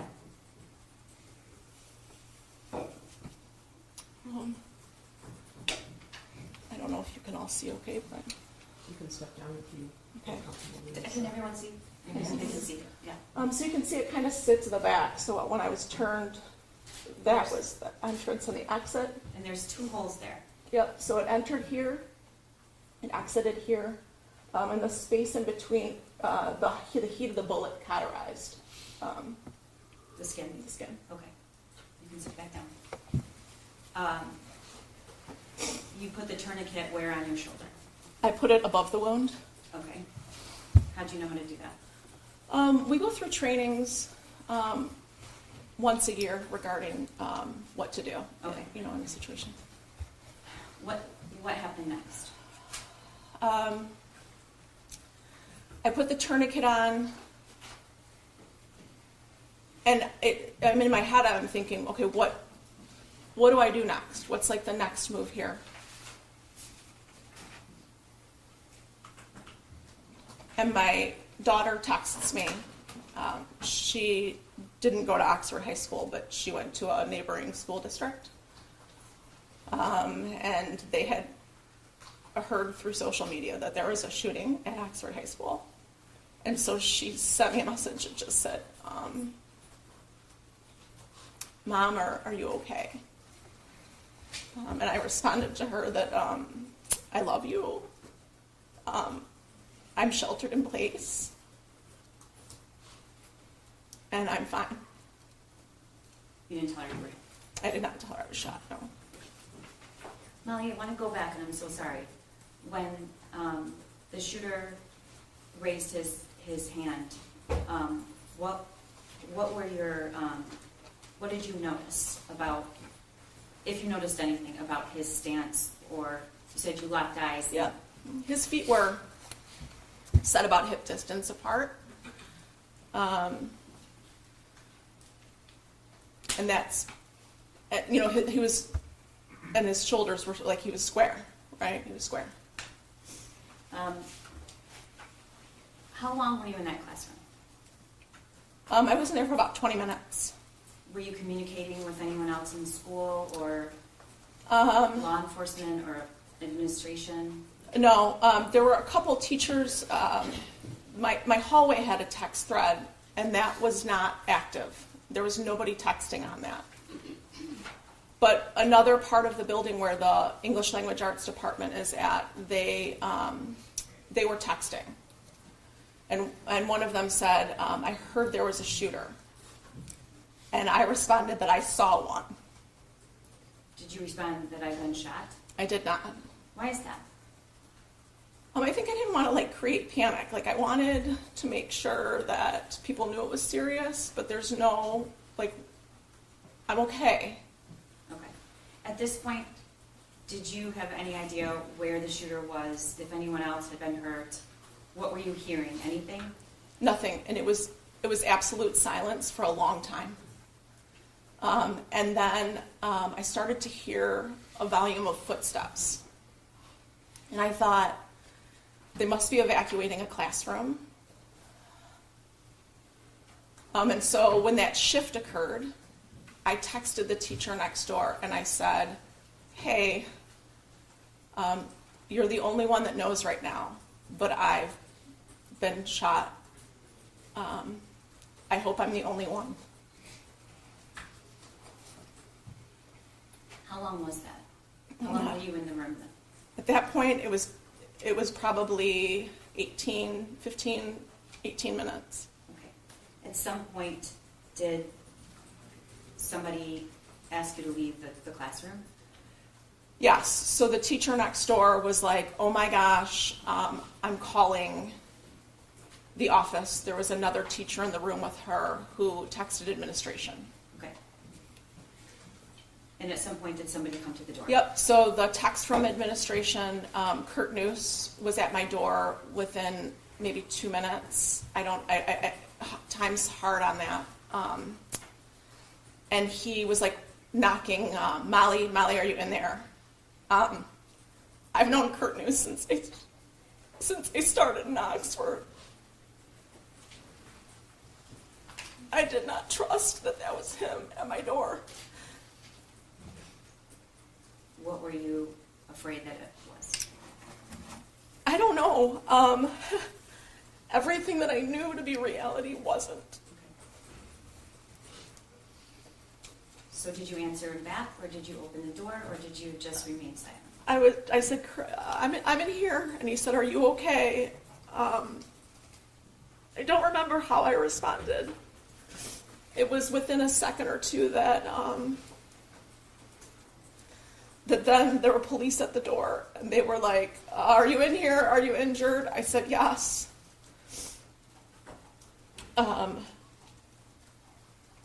And then I said, do you want me to, it was clear that they wanted me to, like, they were there for me. And they couldn't just open the door. They can't just open that door. That night lock prevents them from getting in the door. And Molly, if you know, how would you get into that room if someone doesn't remove the night lock from the inside? Is there a way? So I know there's a special tool to use, but you'd have to take everything off that door, and that's all steel. So the frame, actually. Yes. Okay. And so they were asking you to remove the night lock. Did you do that?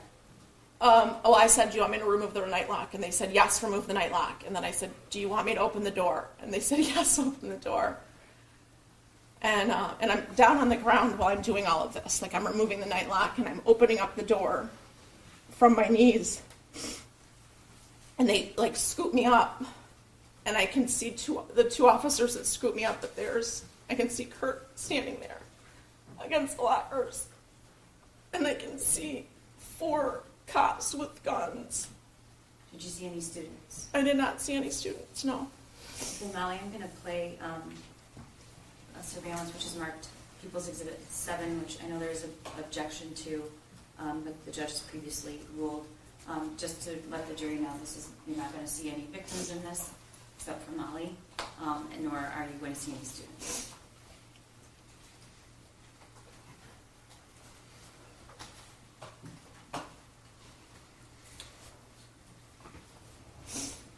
Can everybody see?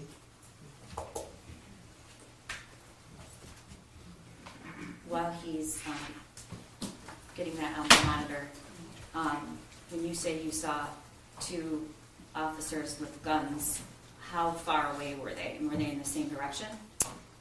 They were. When they scooped me up, the 2 that scooped me I'll up. just have you look here. Yep.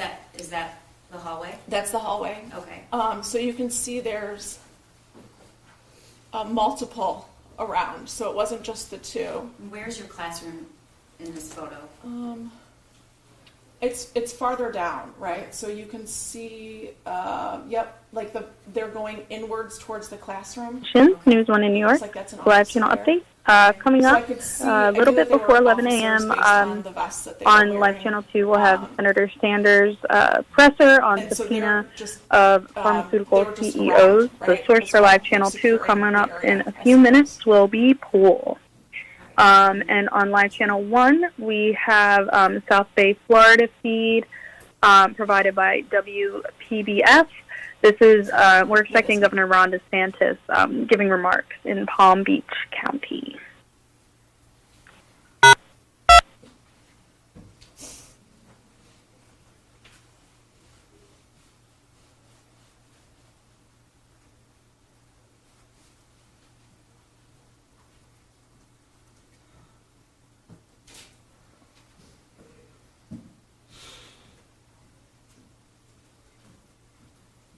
At this point, are you hearing anything in the building?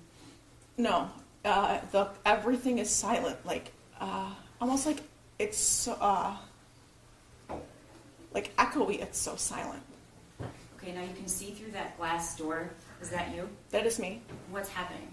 He's removing the self-made tourniquet from my cardigan, and he's putting on an actual tourniquet. Okay, and at some point you get into an ambulance, correct? Yes. So at this point, he says, I'm going to radio to see if there's an ambulance available for you, making sure that no one else needed it ahead of me. Okay. You eventually get into an ambulance. They take you where? They took me to Lapeer. What happened when you got there? So I get to Lapeer, and the doctor comes out to the ambulance and introduces himself. And they said, I was sitting in the ambulance the entire time, and then they said, we're going to put you on the gurney. And I said, I can walk. Like, if I can walk, I want to walk.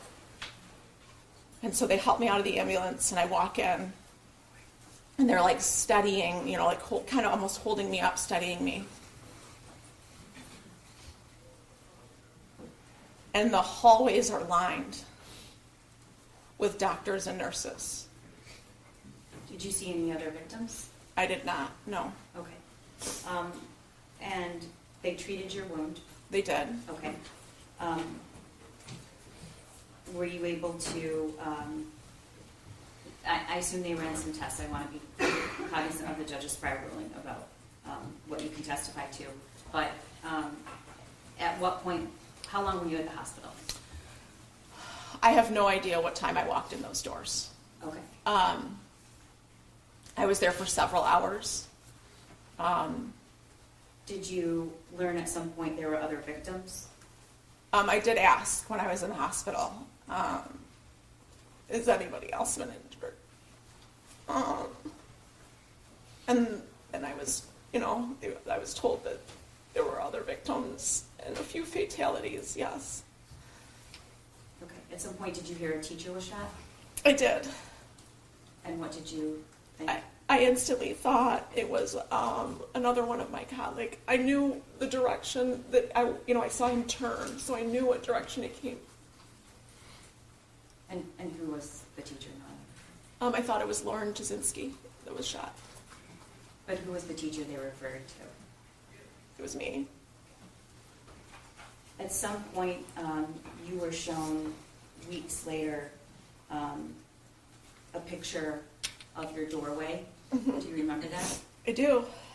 Okay. Do you remember who showed that to you? No. Okay. Was it me?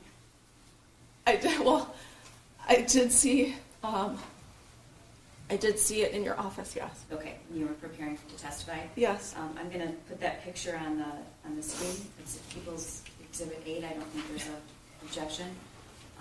There's no date submitted. Molly, is that your classroom door? That is my. Yes. Okay. What was your reaction when you saw that? He was aiming to kill me. Do you know which one of those shots landed in your shoulder? I don't. I have no idea which one landed on my shoulder, but I know the top one. That's where my head would have been, and the two down below are my chest area. Okay. I unlock that door every day. And what was your? Did you have some? What is your when you think about the wound and why you weren't hit? Why was it in the chest? That door, the distance, the door, and me moving was the only reason that I'm alive.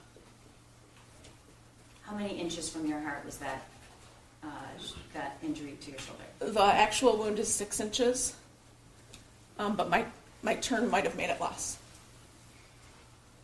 Thank you. Thank you. I have nothing further, Your Honor. Us?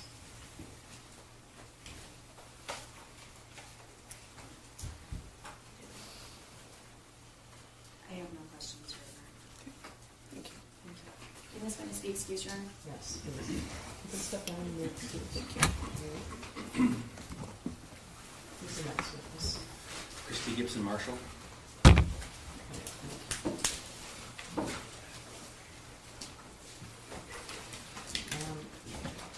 We had a discussion about the boundaries of her testimony. I don't know if we put that on the record, do we need to or not? We prepared her, Your Honor. Okay. We understand it's not a Miller hearing, we know it's a trial. Okay.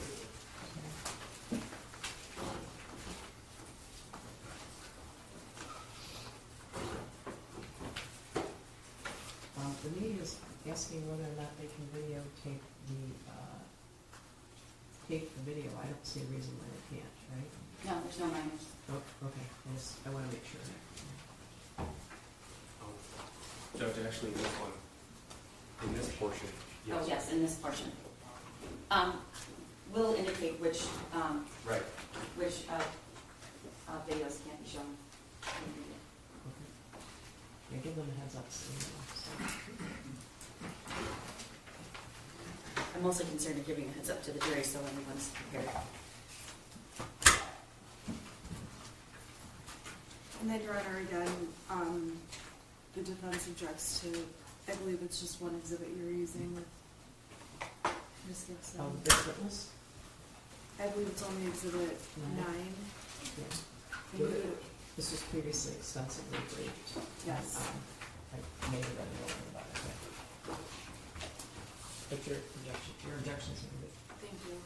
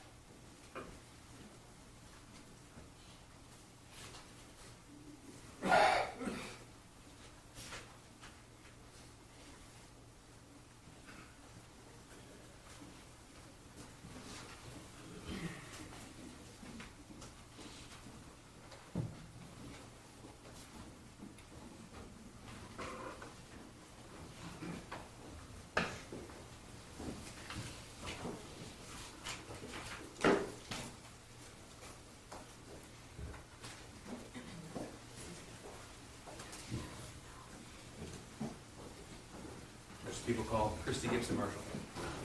Good morning. Could you raise your right hand? Do you swear or affirm the testimony you're about to give is the truth so help you God? All right, please be seated. And would you state your name for the record and spell your first and last name? Christy Gibson Marshall, KRISTY GIBSON -MARSHALL. Thank you. Good morning. May I call you Christy? Yes, Christy, could you please tell the jury where you're employed? Oxford Community Schools, How long have you been with Oxford? 29 years. And what do you do right now? I'm an assistant principal Okay. And that's at the high school? at the high school. How long have you been the assistant principal at the high school? 6 years. And what did you do before that? I was an elementary principal. Also in Oxford District? Yes. Now, if you could tell the jury a little bit about your role as an assistant principal. What are some of your responsibilities? Teacher supervision, evaluation, curriculum and instruction, supervising. I do parent communications. It's hard to think of all the stuff that my big giant list while I'm sitting here, but we have a student relations team that works together to support our alphabet, part of the alphabet.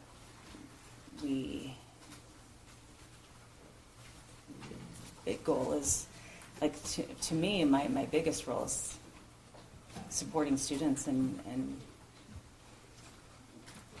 I love the kids, so just bringing energy and having fun with them. You've been in education, you said, for 29 years? Yeah, yes. So up until this role, you were an elementary school principal? I was, and then prior to that, I was a teacher. Teacher before that, okay. Now, as it happens, the school that you were principal at was Jennifer Crumley's son, one of those students. Yes, And what grades, if you recall, was he there? 4th and 5th.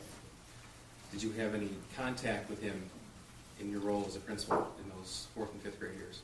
No. Did you have any contact with his mother or father?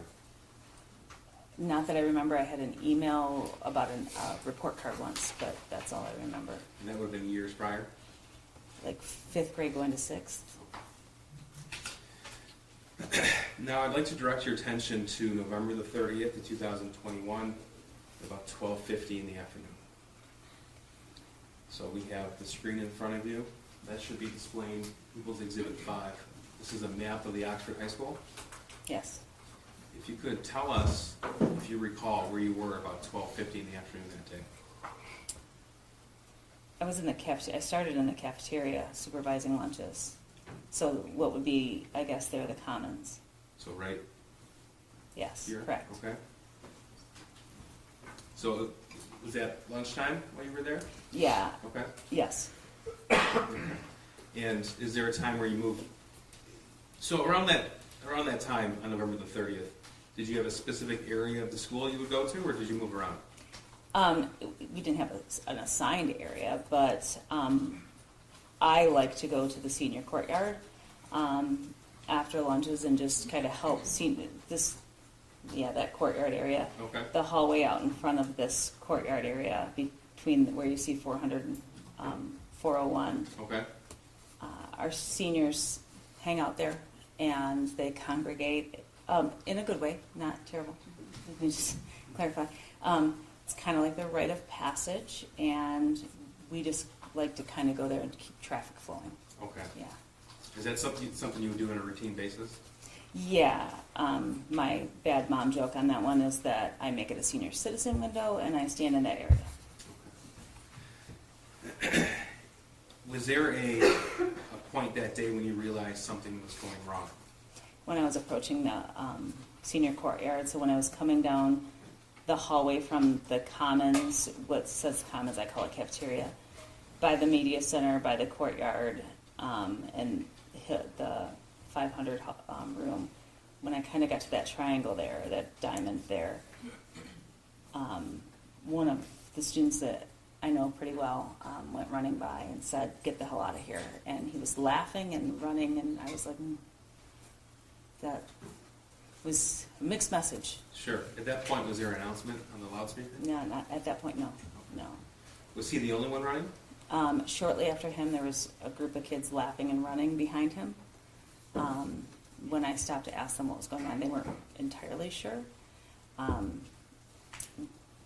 But as kids started to pass, you could see it got more serious. Okay. I grabbed my walkie-talkie and I What do you mean it got more serious? What do you mean by that? their faces got more, I'm sorry, their faces became more serious. Did that signify something to you when you saw that? Yeah, just something, them running signified something to me because it's not a typical behavior. Okay.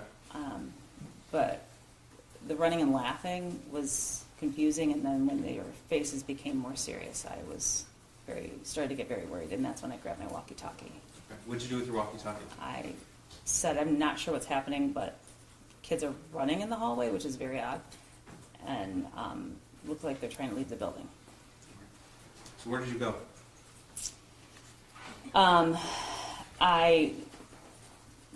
They shortly after I got on the walkie, they went to Alice Alert, and so What's Alice Alert? Alice Alert is our intruder. I'm going to call it intruder alert because that's what it was that day. But it's a notice that we need to take cover, lock down, be aware. It's So an is emergency that assistant. an alarm ringing, or is that somebody who's giving a message over the PA system? On that day, it was a message over the PA system. Do you recall who gave that message? Steve Wolf. And who was that? Steve is our principal. He's the principal. Okay. So, is this shortly after you saw the students leaving that appeared to be more serious to you? Practically the same. Yeah, it was like they went, when the more serious students came by, the announcement went on. Okay. Now, when you hear that announcement, what were you supposed to do? I'm supposed to lock down. Did you? No. What did you do?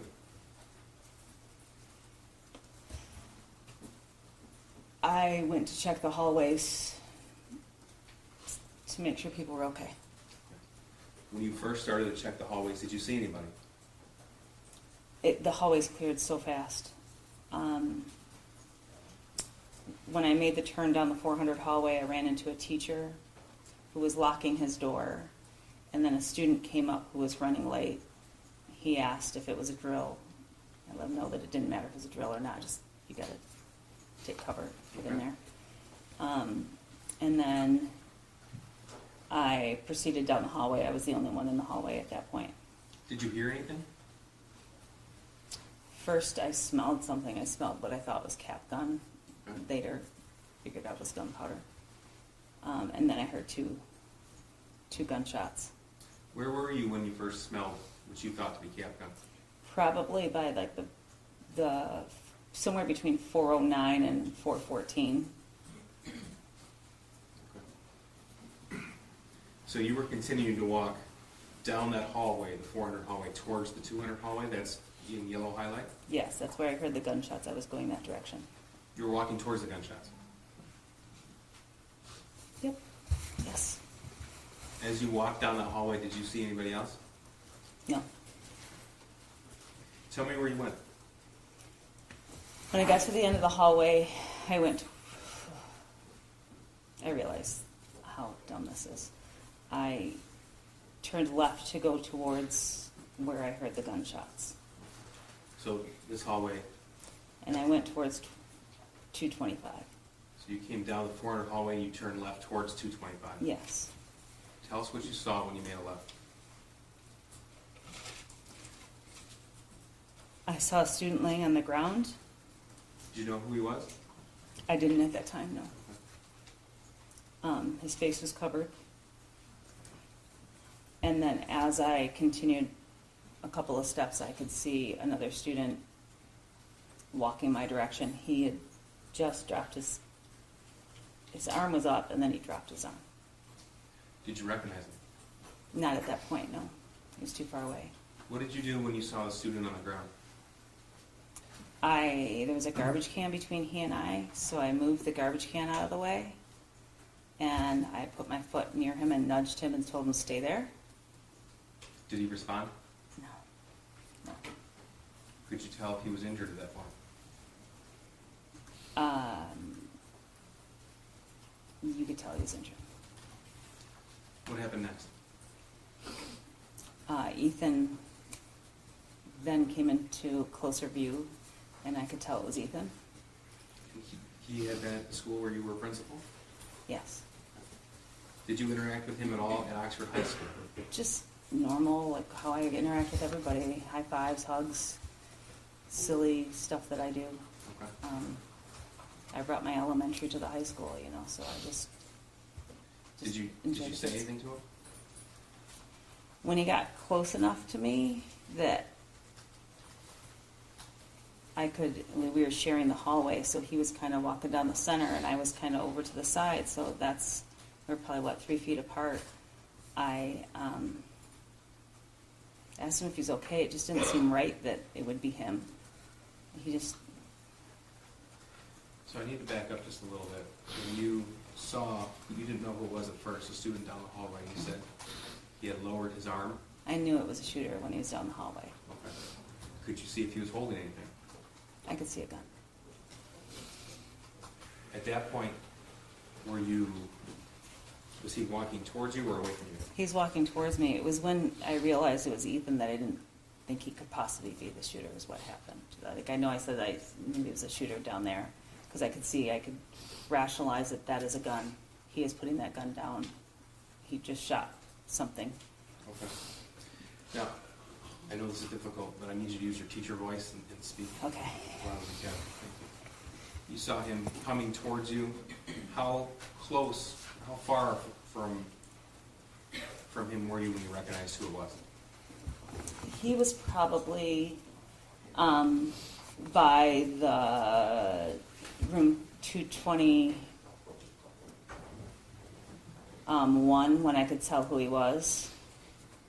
Okay. And I was standing between 226 and that white section there that, yeah. Okay. There's exit doors there. Now, you said you said something to him? Yeah, it seemed so odd that it was him, so I said, "Buddy, are you okay? What's going on?" And when he didn't respond to me and he looked away, that's when I knew it was him, that he was the shooter. Did he point the gun at you? He did not. What did you do at that point? I got on the walkie and I told my team that I have eyes on a shooter and I have a victim. Now this hallway, 200 hallway, there's a curve to it. Yeah, yes. And he was walking, if we follow the mouse cursor here, he's walking down the 200 hallway towards 233 and 237? Yeah, he was walking that direction. That direction? Yes. Did you watch where he went? No. What did you do? There was a student who was injured, so I went to him. I didn't. Okay. I knew he needed me. And I know you're aware, but there's been certain rulings by the court, so just in general terms, did you render aid to that student? I did. Could you tell if he was injured at that point? Yes. Did you recognize him? Yeah, I knew another one of my students from Lakeville, Tate Near. It just took my breath away.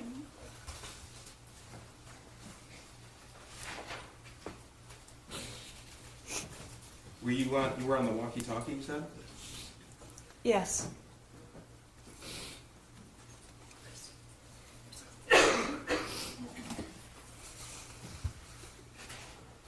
So I let them know I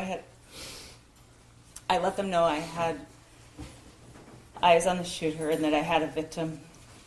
Kurt Noose asked me where I was. It's probably the biggest hallway we have, and I said I was in the 200 hallway. Kurt let me know that that's a very big hallway and needed more direction. I don't know why I couldn't process the fact that, like, my exact location, I told him I was near the 400. Okay. Did you stay with Tate until help arrived? Yes.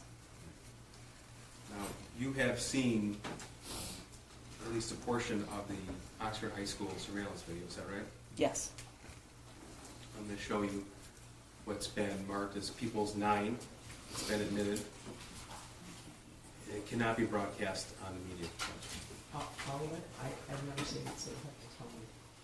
The entire, this is a short clip of it. None of it can be broadcast.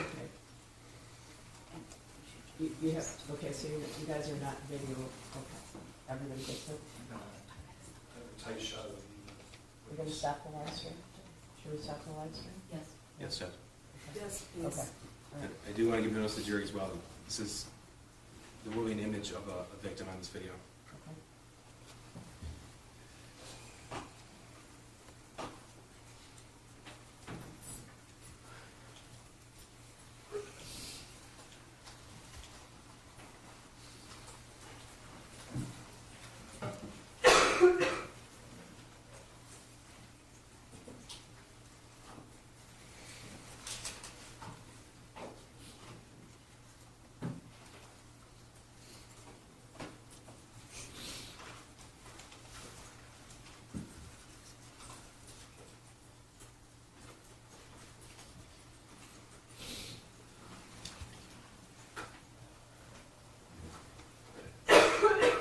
Okay, Christy, tell us when we see you. I am approaching right in the yellow jacket there, or the gold jacket. For the record, this is at 12:51 p.m. on November the 30th.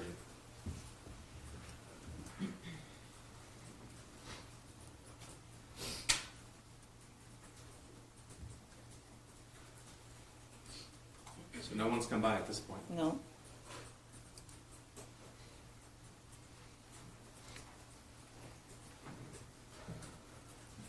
I forgot about, that's when he came by. He said, "Get the hell out of here." I don't know if you could see him running through there. The first student? And you see more students running. These kids are kind of laughing, and then you'll see me stopping. There we go. There's my walkie. You're walking down the And middle I'm hallway there? walking towards the direction that the kids told me. They clear the hallways very, very, very fast.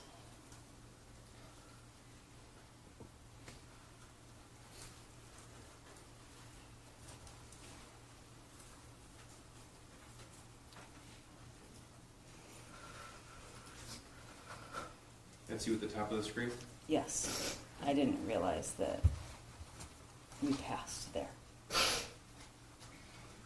This is where the teacher came out. I'm checking another classroom to make sure they were okay. And then I'm continuing on.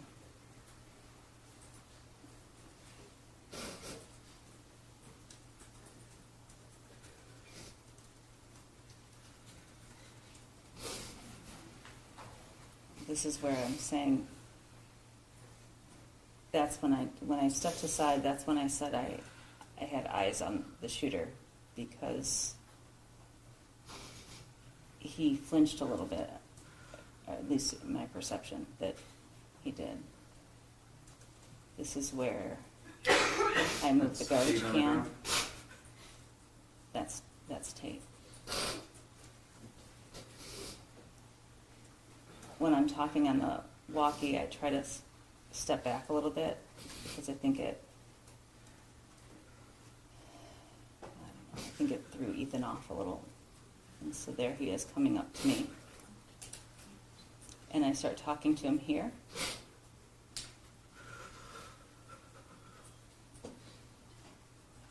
And I'm letting them know that I have a victim and I have a shooter. I'm asking them questions.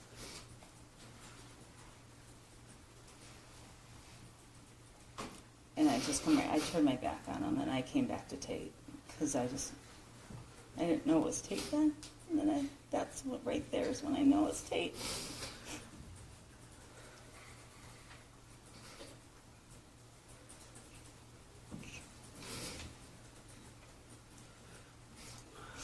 This is after the police arrive on scene and cut portions of it. Yeah. So police arrived on scene, and they were trying to figure out his name. The shooter's name? Yes, and so I left Tate to go tell them who it was, and then I went right back to Tate. I did not want to be away from Tate. I was telling Ken, his name's Ethan.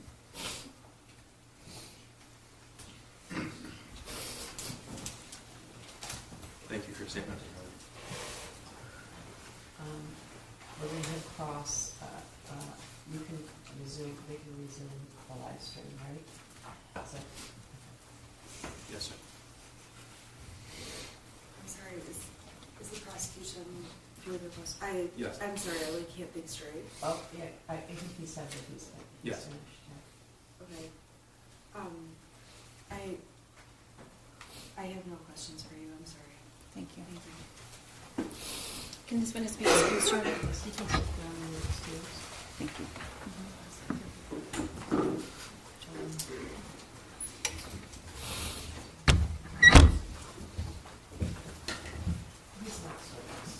This can be bad.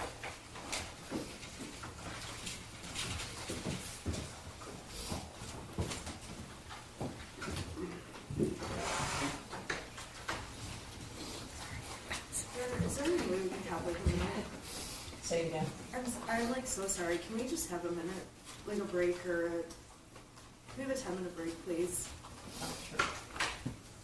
Sure, I'm going to give you a 10-minute break, okay? All right, for the jury.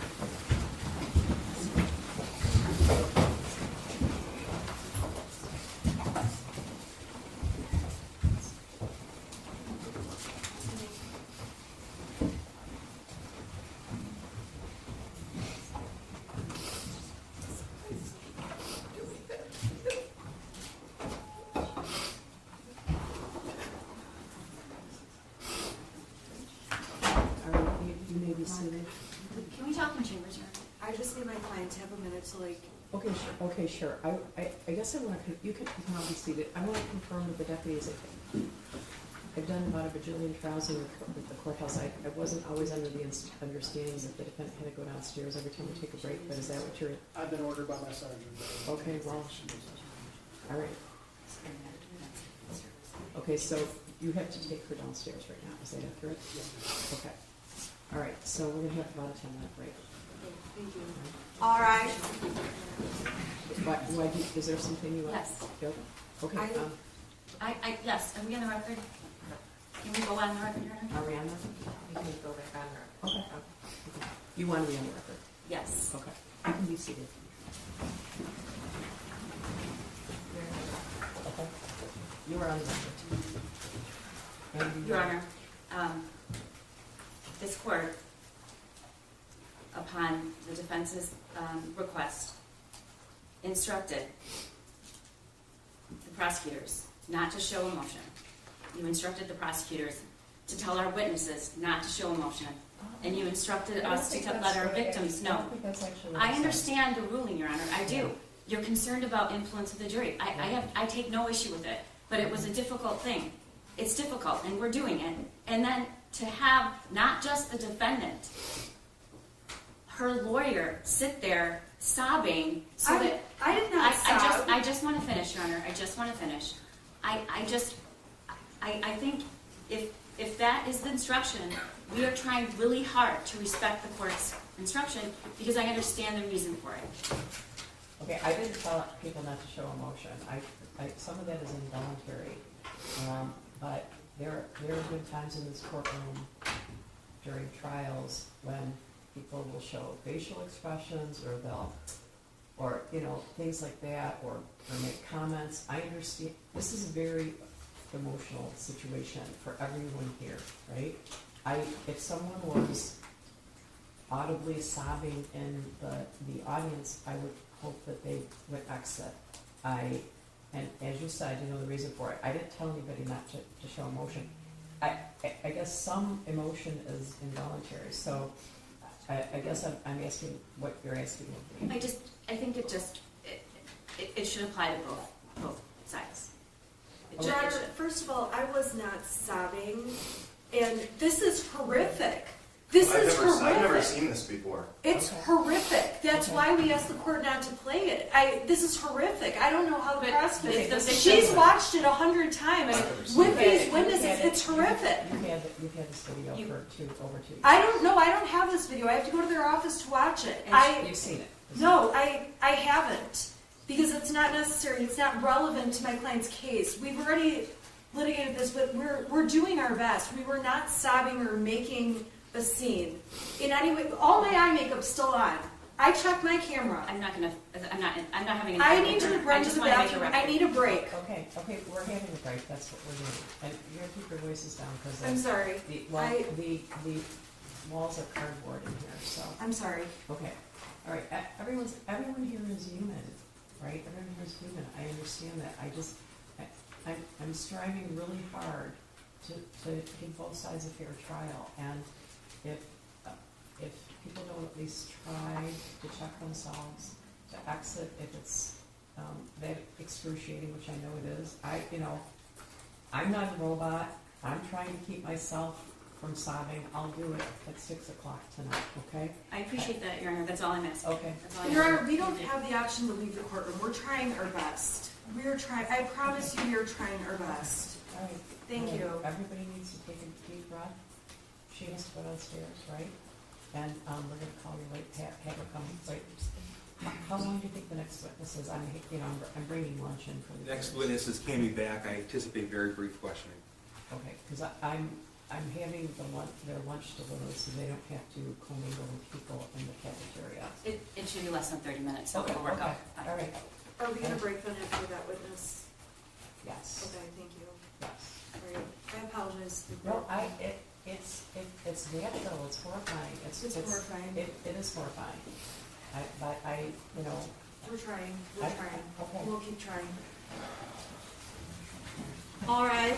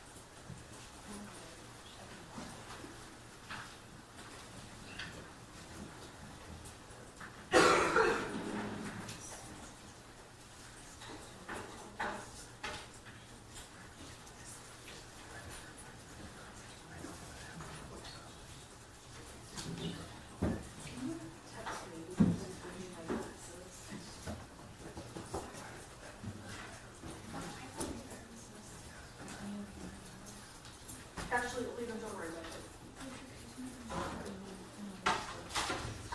My glasses are at my house. Is he at home? Ask him if he's at my house.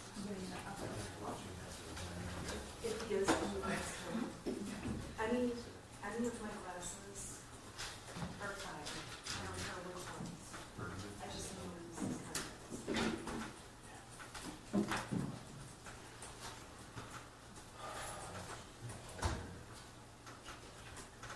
Is he at my house? Oh, I'm sorry. So I'm sorry. I'm assuming he was. I think he was, he already has phone session.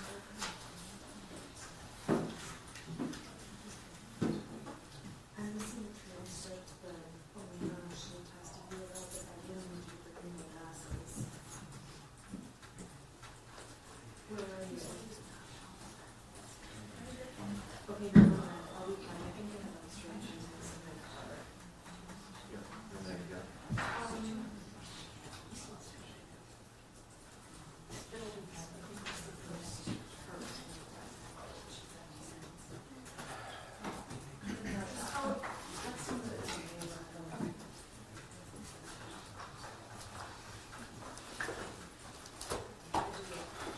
I'm sorry, can you test me later?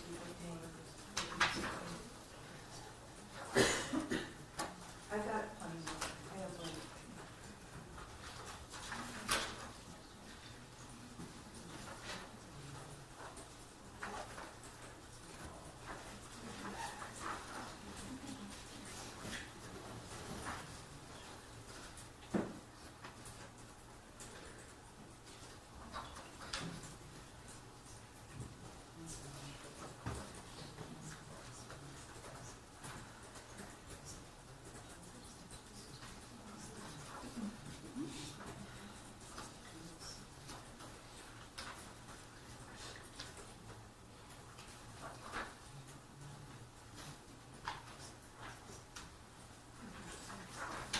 Is he on his way to transcript? He said.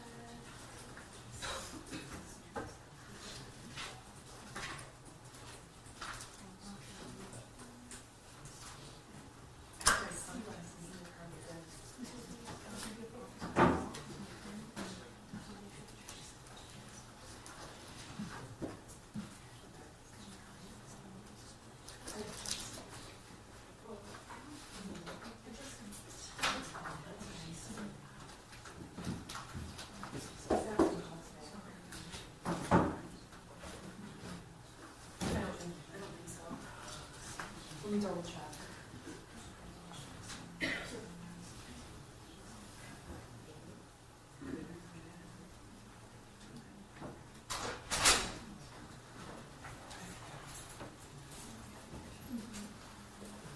Yeah,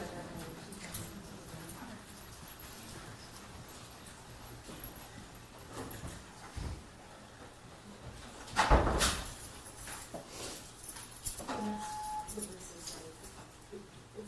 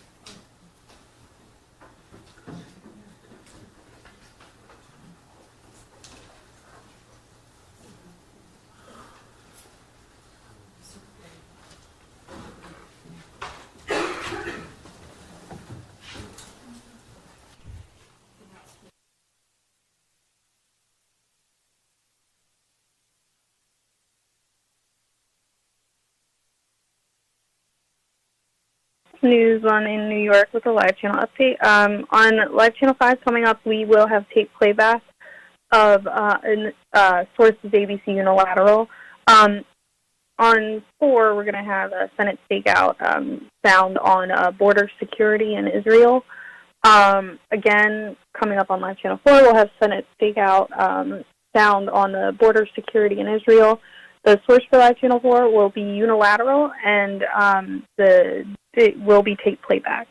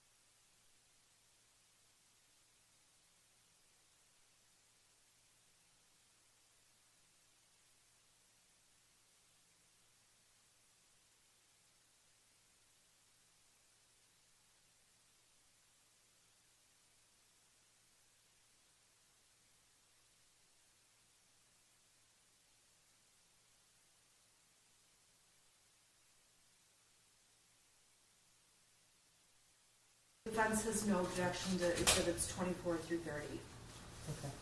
I know the court will check with me, but I just want you to. Okay, thank you. Thank you.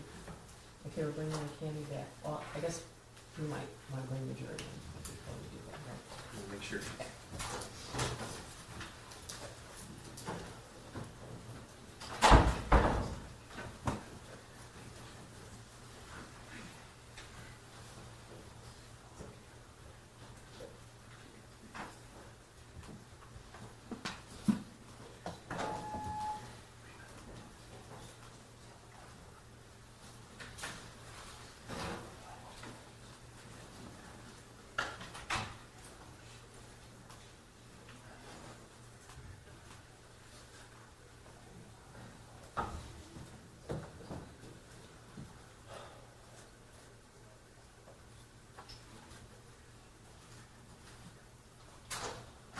All rise for the jury.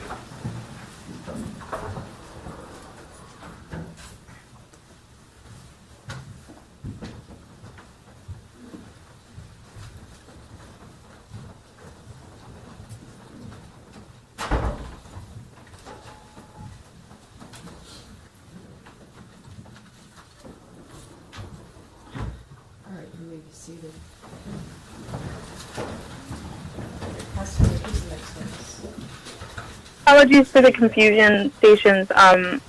We aren't expecting that tape playback feed as of right now.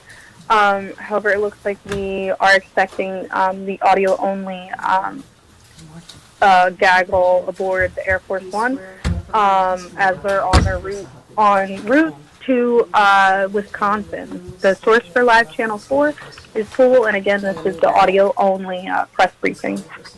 CAMMYBACK. Go ahead, Gus. Thank you. Ms. Back, I'm going to ask you to keep your voice nice and loud for me, okay? Okay. Now, is it true, Miss, that you work at a retail store that sells firearms? Yes. And that's in Oxford, Michigan? Yes. Okay. How long have you worked there? 4 years. Okay. What's your current title? Office manager? Have you always been the office manager? No. As office manager, do you assist with gun sales? Yes, I do. Okay. And what did you do before you became the office manager? I was a counter. I'm sorry? I worked the counter. Okay, the counter? Yes. Okay, so you would deal with customers? Yes. And you're familiar with the procedure when someone purchases a firearm? Yes. Okay. Now, there is a specific process when somebody purchases a handgun, is that correct? Yes. Could you tell us a little bit about that, please? So when you come in to purchase a firearm, whether it's a handgun or a long gun, we have to have your ID. You have to fill out a 4473. What's that? It's a federal firearms form for the Okay. customer. Once that is done, myself or whoever will run a NICS check on the computer. Okay, can you tell us what that is? That is where you send it over to, I just lost my train of thought. To the FBI, and then Okay. they take it from there. Okay. Do you know what happens with that when you I send do it to the not. FBI? Nope. So you take this information in, and the customer fills out certain forms, and you send that off? Yes. Okay. And how long does that process usually take?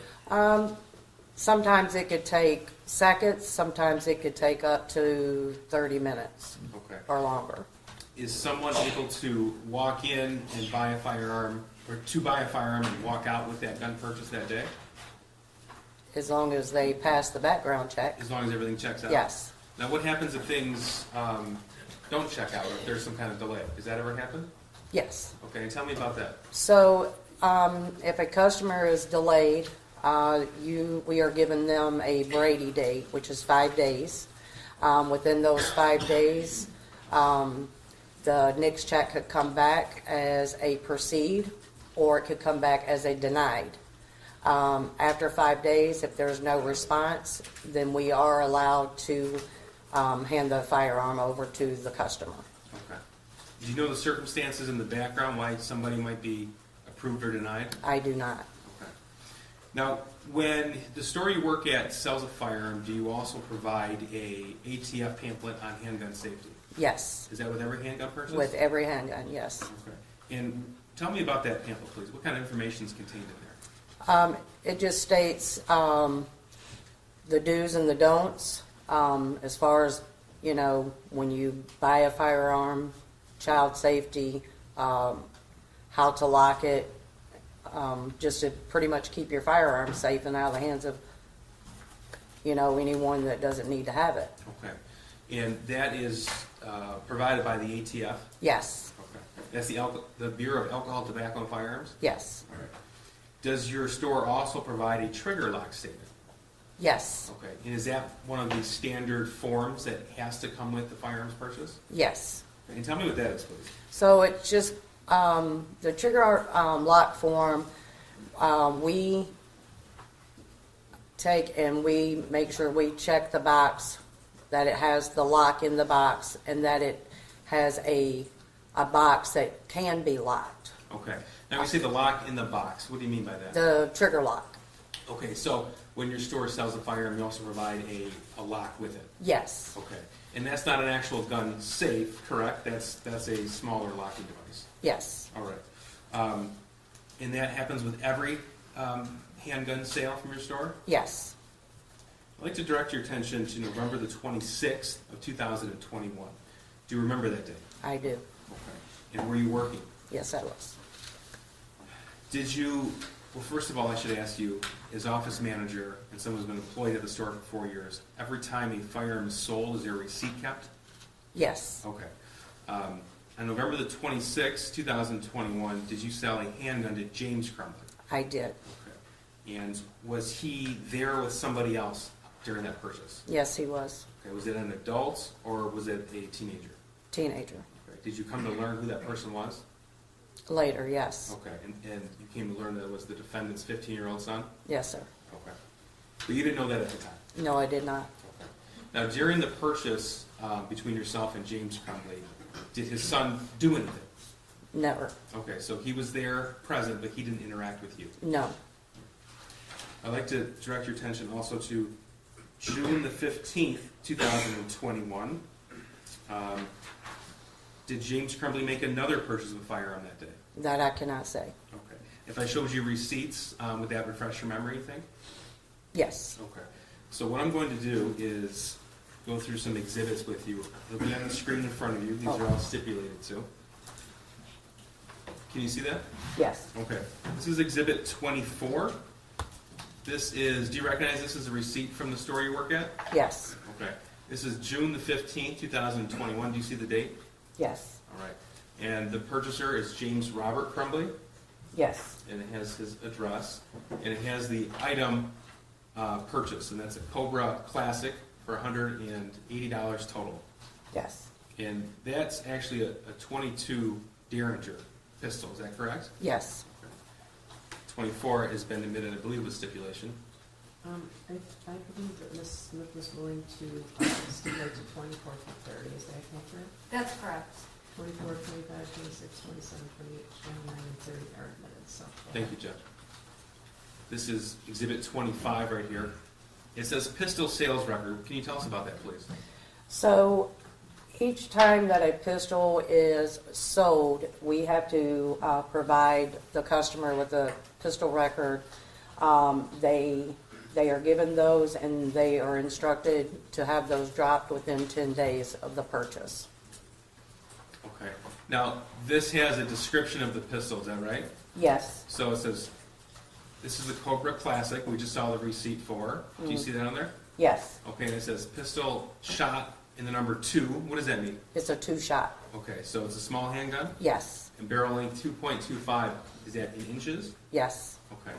It says purchase transfer date is June the 16th of 2021, whereas the receipt was June the 15th, 2021. Can you tell us what happened there? So I believe that Mr. Crumbly may have gotten a delay on June 15th, and he had a proceed either later in the day on June 15th, or he may have gotten a proceed early morning on June 16th. Okay, and that's because there's some kind of delay in the background information? Yes.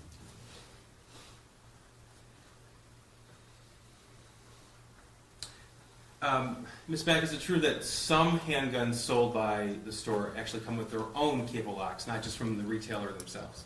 Yes. Okay, so whereas on November the 26th, you provided a lock, not every handgun has to be provided a lock by your store. Yes, it does. Because the manufacturer gives the lock themselves. Yes. Okay, so I don't think that was clear, so I just want to back up for a second. So some guns that come in from the manufacturer do not provide locks. We Okay. have to provide those. Got it. Sorry. Okay, no, that's okay. No, Okay. that's my fault, not yours. The 6 Hour, for example, they do not provide their own locks, is that right? Some they do, some they do not. Okay, and if they don't, then you would fill in that gap. Yes. All right. Now, this is Exhibit 26. This is a receipt, James Robert Crumbly, June the 16th. And this is the Caltech P17 22 LR, total price $349. Do you see that? Yes. Okay, this is Exhibit 26.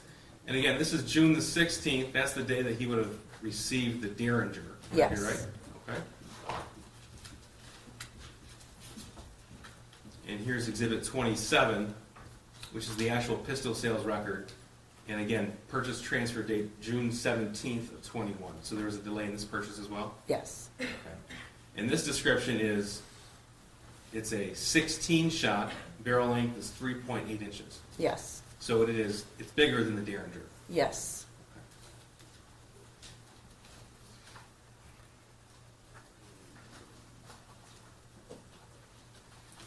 Now Moving on to Exhibit 28. This is from November the 26th of 21, the date we've already spoke of. So this is a receipt, total of $519.35. Again, James Robert Crumbly. Is that right? Yes. Okay. And this is the day you recall seeing somebody with him? Yes. His son. Okay. Do you recall if his son was with him in June, or did you not complete that purchase? I did not complete that purchase. Okay, that's fair. But as office manager, you can tell us that those records are from your store. Yes. Okay. Here's Exhibit 29. This is the pistol sales record. And this is from the Sig Sauer on November 26th, is that right? Yes. Okay, so this is a 15 shot and it's 3.75 inch barrel. Yes. Is that right? Okay. And he walked out with that gun on November the 26th, 2021? Because that's the date that we have right there? Yes. Okay.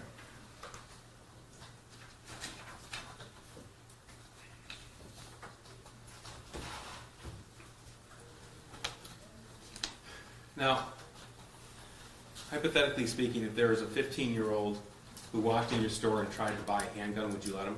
Absolutely not. Okay, that would be illegal, right? Yes. Okay. Here's Exhibit 30. This is a portion of the firearms transaction record. I think you referred to it as a 4473. Do you recognize this? Yes. Okay. And was this provided, this was filled out by James Crumbly? Yes. Okay. And what's the purpose of this form here? That is to keep a record for ATF for all firearms that are sold. So there's certain boxes are checked here, and the condition of the gun is notified. In this case, it was used. Yes. Okay. And the purchaser has to assert certain things before he can walk out with that gun. Is that right? Yes. In one of those boxes, are you the actual transferee, or you are the actual buyer of the gun, and it's not for somebody else? Right. Because it is not legal for someone to buy a gun for somebody else through your store, correct? No, it is. Well, that person has to come in and fill out this paperwork, that Yes. right? Right. So it would not be legal for an adult, for example, to check this box that the gun is for himself and then transfer it to a child. Yes.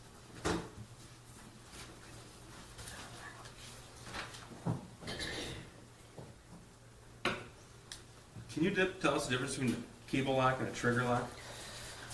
So a cable lock, you have to take the slide off of the pistol and run the cable through the barrel and bring it out and to lock. Trigger lock goes directly on the trigger. Okay.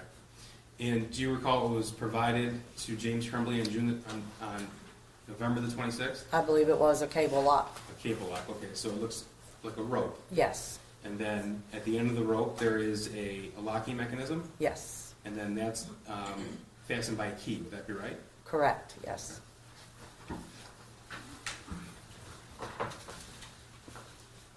There's some firearms that can't be secured with a cable lock versus trigger lock, or is it unique to certain guns that you need one versus the other? I don't believe so. Okay. Does your store always provide either a cable lock or trigger lock, or does it depend? We provide both. Both? Okay. Yes. But on this particular occasion, on November of 2021, it was a cable lock. It was a cable lock, yes.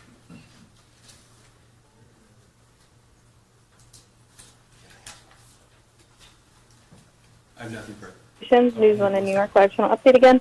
On you, Live Judge. Channel 3, we currently have a pool stakeout camera for the Trump versus E. Jean Carroll trial in New York.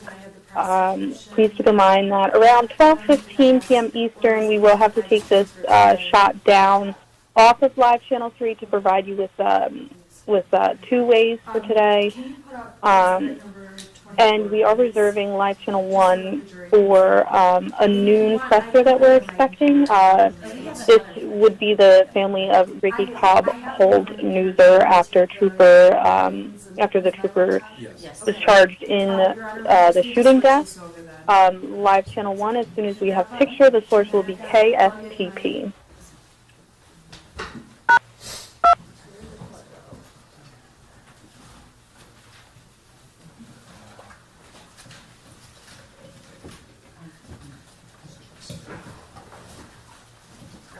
just gonna pull up the exhibits in that tab while Mr.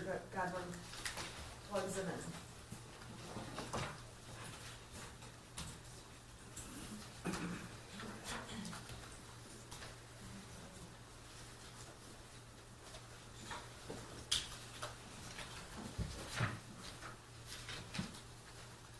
Okay.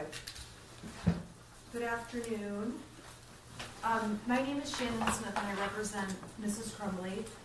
I'm going to ask a couple of questions, and if I ask anything confusing, can you please just slow me down and let me know? Sure. Okay, thank you. It's not my job to confuse you. I want to make sure you understand each question I ask. Okay. The first exhibit the prosecution showed, Exhibit 24, which was admitted, is a receipt for a Derringer gun. And I just want to be clear that Derringer gun was purchased by James Crumbley, correct? I cannot say. If you look at the receipt. By the receipt, yes. Okay, so by the receipt, it indicates James Crumbley purchased the weapon. Mm-hmm. And Is it it's, Yes, I'm sorry. and it's fair to say that Jennifer Crumbley's name does not appear anywhere on that receipt. No.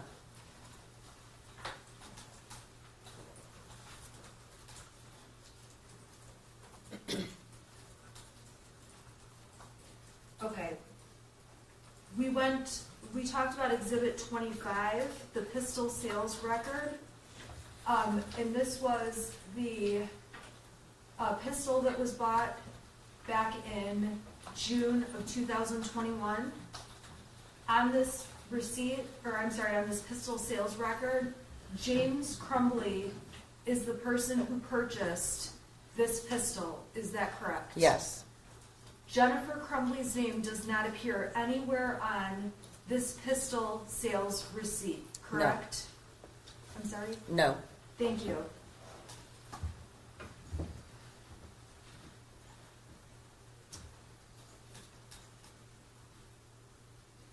All right, Exhibit 26 was admitted. This is a receipt from a Kel-Tec gun that was purchased, correct?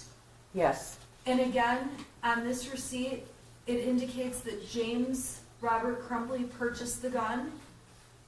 Yes. And Jennifer Crumbley's name does not appear anywhere on that receipt. No.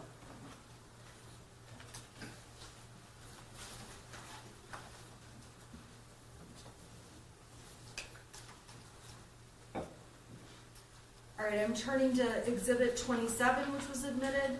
This is the pistol sales receipt from the Kel-Tec that we just talked about in the prior receipt. I'm sorry, this is the sales record. The sales record indicates James Crumbley bought this gun, Yes. okay?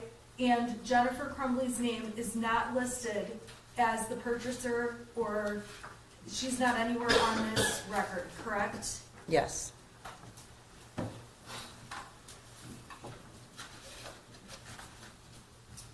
All right, I'm going to number 28, which has been admitted.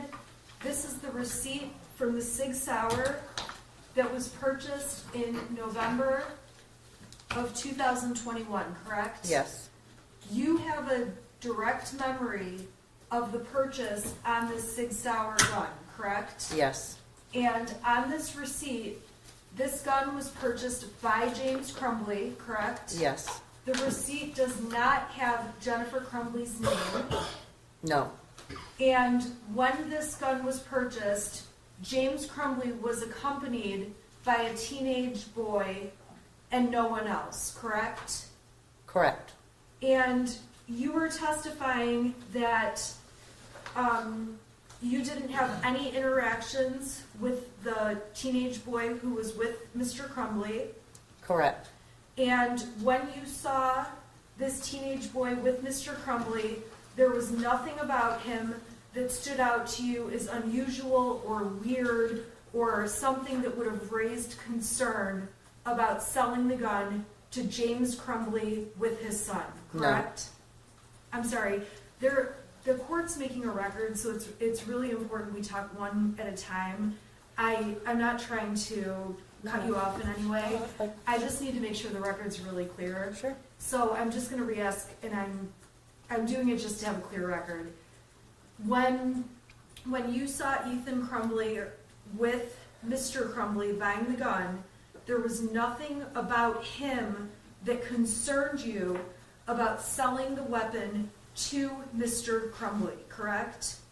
Correct. And on that date, you vividly remember it was only the two of them at the gun store purchasing that weapon, correct? Correct.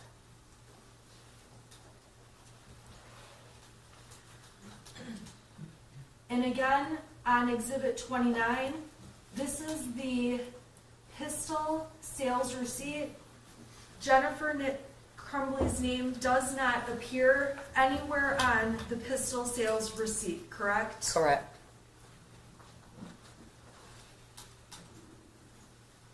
And I'm going to open Exhibit 30, which has been admitted. This is the firearms transaction receipt. This is specific to the November gun that was purchased, the Sig Sauer, correct? Yes. And on this form, James Crumbly is the only adult that filled out this form, correct? Yes. Jennifer Crumbly's name does not appear anywhere on this form. No. And the information provided was all provided by James Crumbly, correct? Correct. And you cannot sell a weapon to a 15-year-old who walks into your store if they came in and wanted to buy a gun, correct? Correct. And if you don't know the answers to these questions, I can ask someone else, but I'm going to ask you. When a parent buys a gun, a parent has a right to take their child to a shooting range, correct? Yes. A parent has a right to take their child hunting, correct? Yes. A parent has a right, when they own a gun, to allow their child to use the gun at things like a gun range or hunting or along those lines, correct? Yes.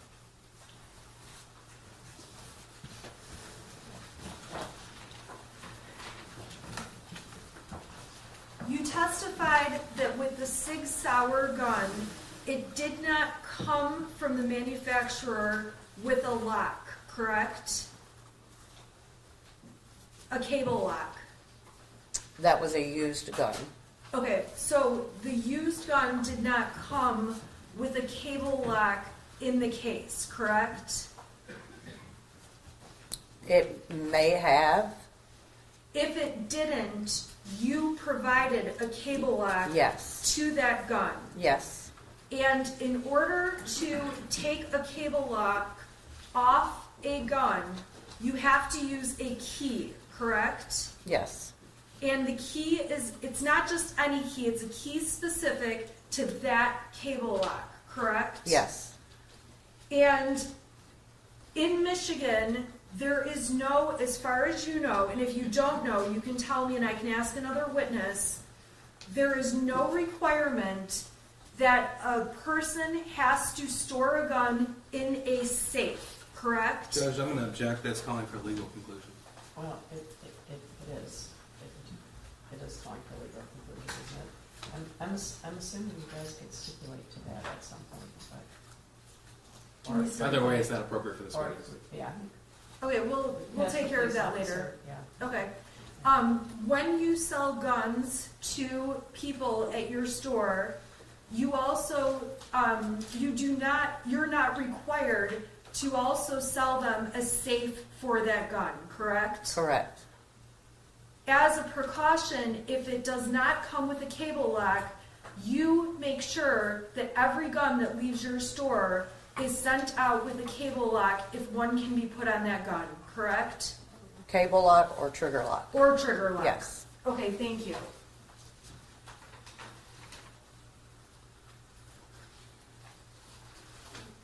There is not any time that you recall seeing Mrs. Crumbly at the store looking at guns, considering buying a gun, anything along those lines, correct? Correct. And of course, I don't expect your memory's perfect. I'm just asking by recollection, you don't recall that Mrs. Crumbly was in there. She was not, no. It's also not illegal for a father to bring children in or a teenager in with them to purchase a weapon, correct? Correct. Mr. Crumbly is not the only person who has ever been in the store purchasing a weapon with minors present, correct? Correct. And there is nothing that when you come to the door of the store that says minors cannot enter the store or look at what you have in terms of your stock, correct? Correct. May I have just a minute? Sure.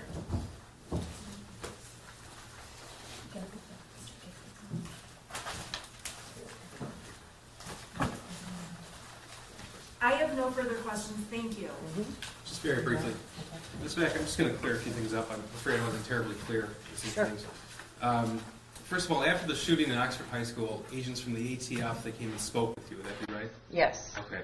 And ATF, that's the government agency that sort of regulates the firearms transactions. Yes. Okay, at least to your understanding. Yes. Okay.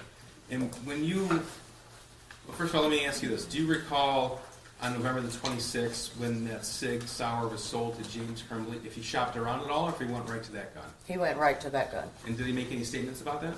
That he had had his eye on Your it Honor, for some time. I would object to the hearsay of the co-defendant who's not present in this trial. It's not offered for the truth of the matter, sir, to judge. It's offered to show that he went right for that gun. Well, I guess he asked whether or not he looked around. And he didn't look at anything else. No, ma'am. Thank you, Judge. And were you able to tell if that transaction for the Sig Sauer on 11/26/21 was for cash or for credit? It was cash. Cash, okay. And you did that by comparing the receipts on November the 26th, and there were no credit or check transactions that have been made in the amount of $519.35. Correct. Okay. Thank you, nothing further. Can I ask you, there's also an Exhibit 31. At this, Oh, that's going to come through Agent Brandon. okay, I just wanted to make sure you didn't have to bring this witness back. I'm an excuse her. Okay? Thank you. Thank you, Judge. Can you step down and excuse? Thank you. Thank you.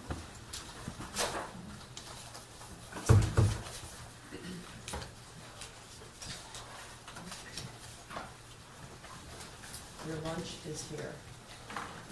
Okay, the fact that we're providing lunch doesn't mean that you can't leave the building or go out to your car or do things like that. I want to avoid any interactions in the cafeteria that could impact you. I don't want people talking to you, and I just want you to feel comfortable.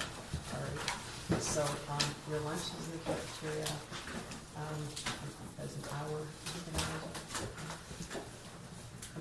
We'll come back at about. You can return to the jury room at 10 after 1. Lunches are in the jury room. Don't discuss the case with anybody. Don't do any research. Don't go on Facebook. Don't read any news on your phone or computer or otherwise. And don't discuss the case with anybody. And we'll be back at about 10 after 1. Okay? All right.